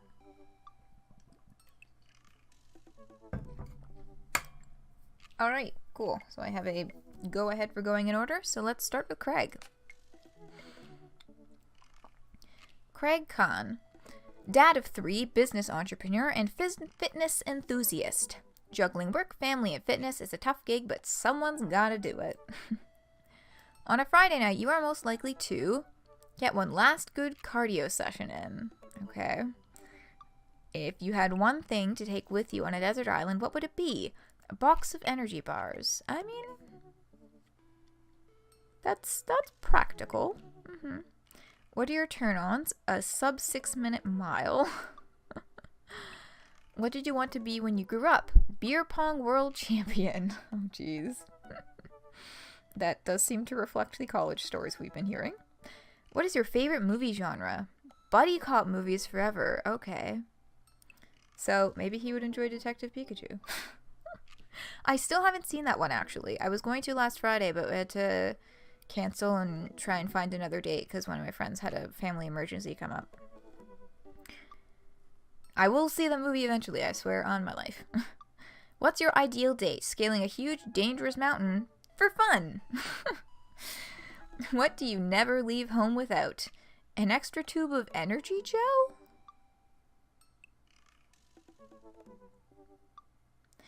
Sorry, what's energy gel? I feel like this is something that came up when we did that morning workout with him, but it's not ringing a bell.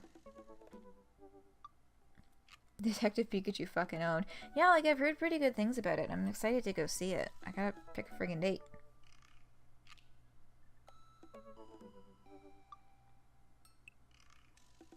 Oh, the only set piece Pokemon not in the trailers. Yeah, I'm excited to see more of the CGI because they seem to have hit like a pretty nice spot between like Uncanny Valley and like realistic but not super creepy. They seem to have found a pretty comfortable spot in there.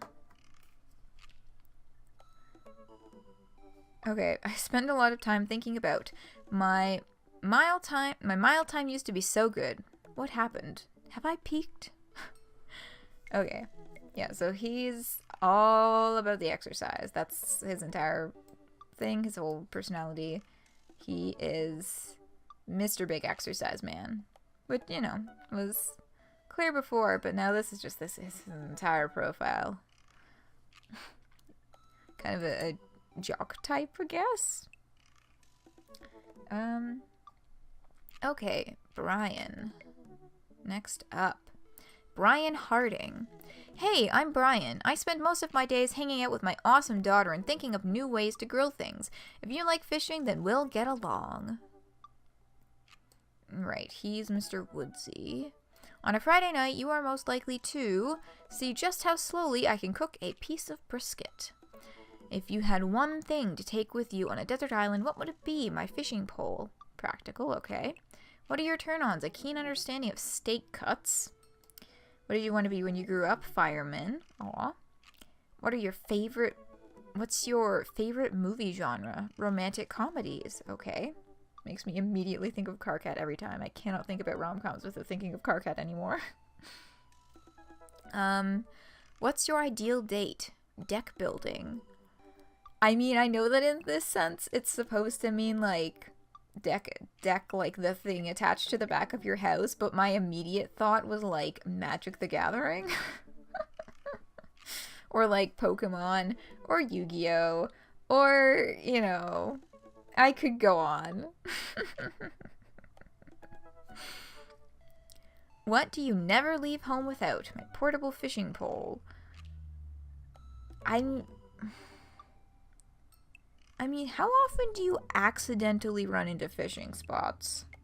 I feel like that's not a common occurrence. Naruto the card game, yeah. I spend a lot of time thinking about how my daughter is smarter than I am. Okay, so Brian is Mr. Outdoorsy Woodsy Man.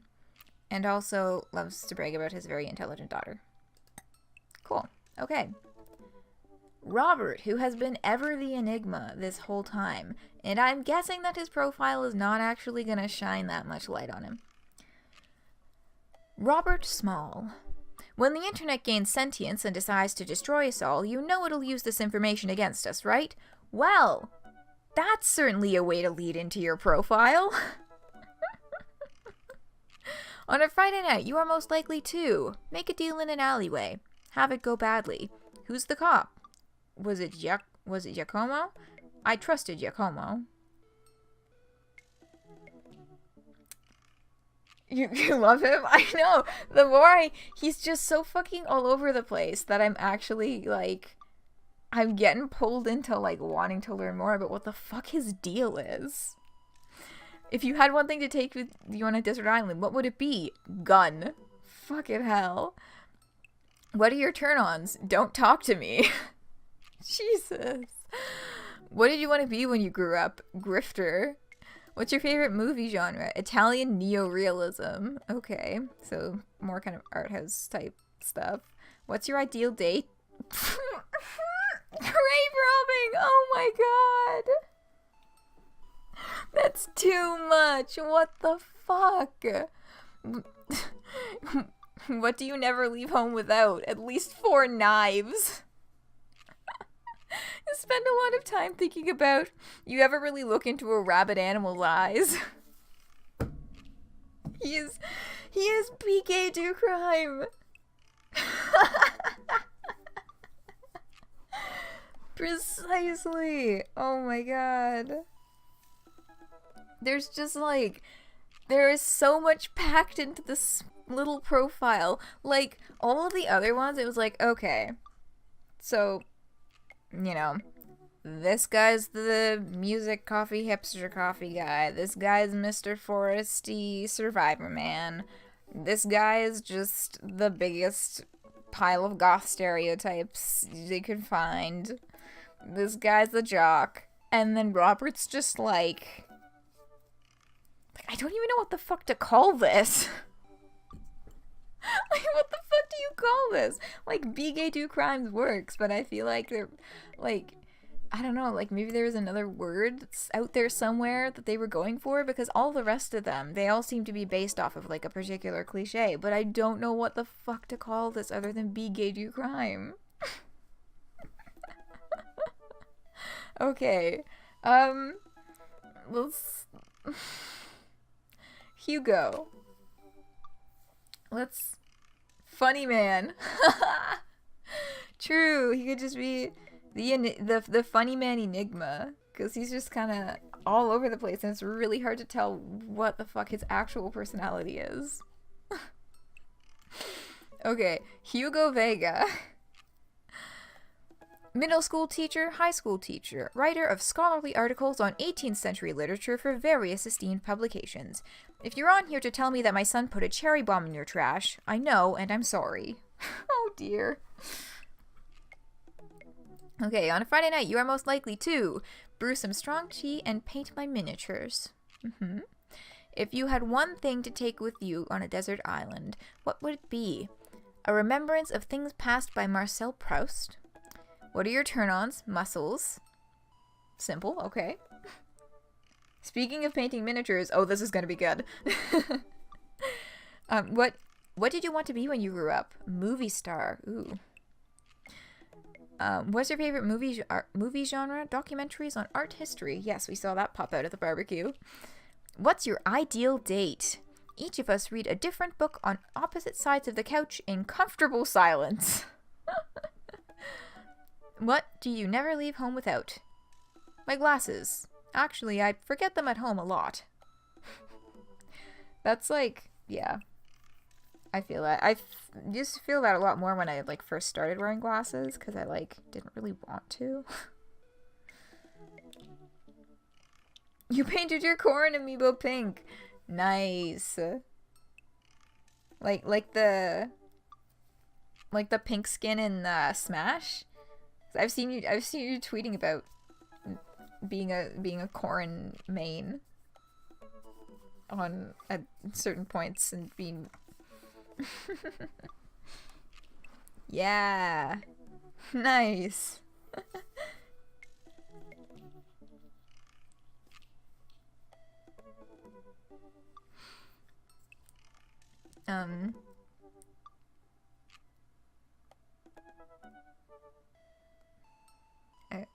Sorry, I just like, for a second I was like, whoa.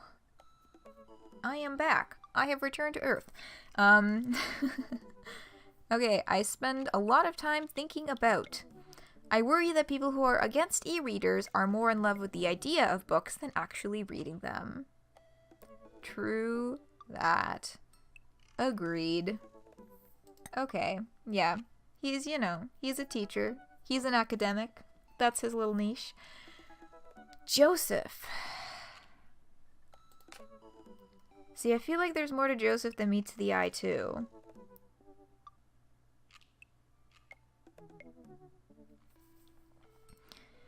Joseph Christensen. Voted Maple Bay's #1 youth minister for 5 years running. Living in my hometown with my beautiful wife and our 4 amazing kids. If I'm not in church, you can catch me out on the open water, setting sail on the seas of adventure. I love playing guitar and crushing my kids at Candyland. On a Friday night, you are most likely to lead the community in a fun mixer. If you had one thing to take with you on a desert island, what would it be? My 6-string. Okay, guitar. What are your turn-ons? My loving wife. What do you want to be when you grew up? A ship captain. Yeah, so you were right. That was, super ship captain or whatever the fuck option that was definitely aimed at Joseph. What's your favorite movie genre? Feel-good movies. What's your ideal date? Lovely night on the town with my wife. What do you never leave home without? The good book. Fucking Bible, of course. And I spend a lot of time thinking about how I can be a better man, husband, and father. Like, the fact that he becomes one of the dateable options means that there's a lot more going on here. So I'm intrigued, but I also am not feeling like exploring that route at the present moment. Ocean Man, take me by the hand. Is that a reference to something? I feel like that's a reference to something that I'm not quite getting.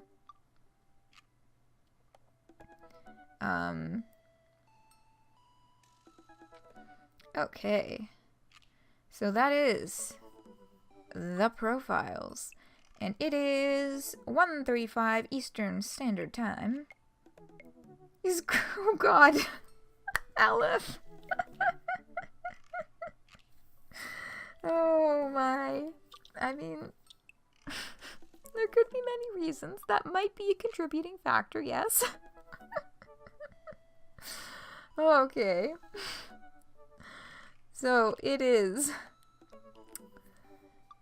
1:35 Eastern Standard Time, which means I've actually gone half an hour over by going over all these profiles, but I just figured, why not?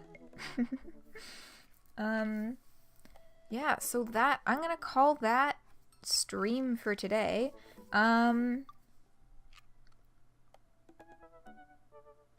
Yeah, so that is that. Got a lot of progress today. Good stuff. Yeah, so I'm pretty sure that, so the next time we hop into this, I think the next thing that we have to do is pick someone to message. So I'm gonna leave you all to ruminate, to consider the profiles and think about who you think we should message first. Yes. So I would like to toss another very, very grateful thanks to You Better Work, who rated my stream earlier, for you and all of the folks who came with you, for all of your lovely support. That was really sweet. And I hope that some of you folks will be able to return when we come back to Dream Daddy next week. Same time, same place.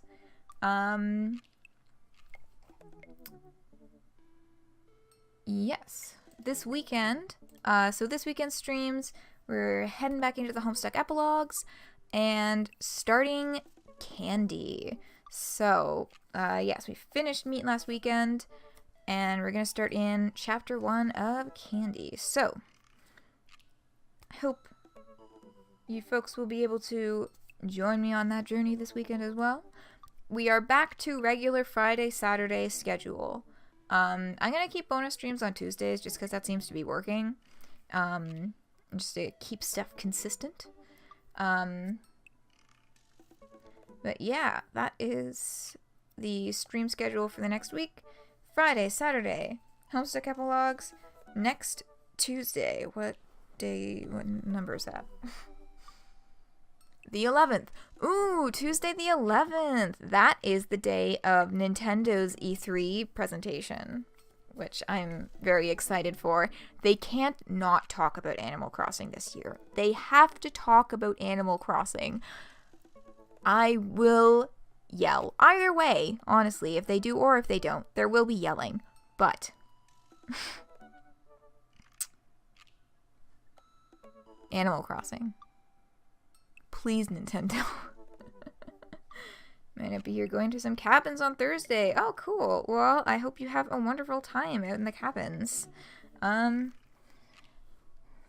the next Smash Bros. Character, oh, true. I guess that would be a likely candidate for Nintendo's E3 presentation. Metroid Prime Trilogy, also likely candidate. Yeah, so they're going to have a lot of exciting stuff. There's definitely going to be Splatoon news that I'm very excited for.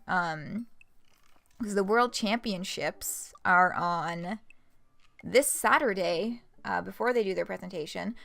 2:30 Eastern Standard Time, Splatoon 2 World Championships. I'm very excited to see the teams play, because I watched the qualifier finals for the North American team, and they were fucking bomb. Like, they were amazing. It's just astounding to watch the pros go at it. And then I'm like, I can do that. I can play video games. And then I mean, like, I'm okay, but I don't think I could ever do the esport level stuff. Woo. Yeah. Nintendo E3 Splatoon news. Very excited. Oh, that's right. I am assuming they're going to announce the next Splatfest after the E3, after the World Championships, because they have not announced the one for June yet, and also the last Splatfest I think is going to be in July. So maybe they'll say something about that too, but they've definitely, like, they're finished updating the game. Like, there's not going to be any more new stages or weapons or anything like that. So yes, it is a very exciting week coming up, E3 week. And I'll be hanging out here at the usual times. Friday, Saturday, and on next Tuesday. That's what's up for the week. Give y'all some time to think about who to pursue. Because I know we kind of went into this, there was definite leanings towards Matt, but I just kind of want to know what the fuck is up with Robert.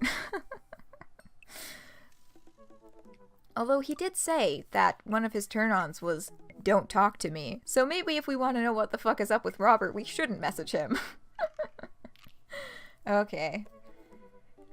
I'm going to sign off for the evening. Thank you so very much for all coming to hang out. I hope that you had a wonderful time. I certainly had fun exploring this with y'all. Fingers crossed that I will be able to see you all in the next stream. Have a wonderful rest of your day, whatever it is you may be getting up to. Thanks for hanging out, and good night.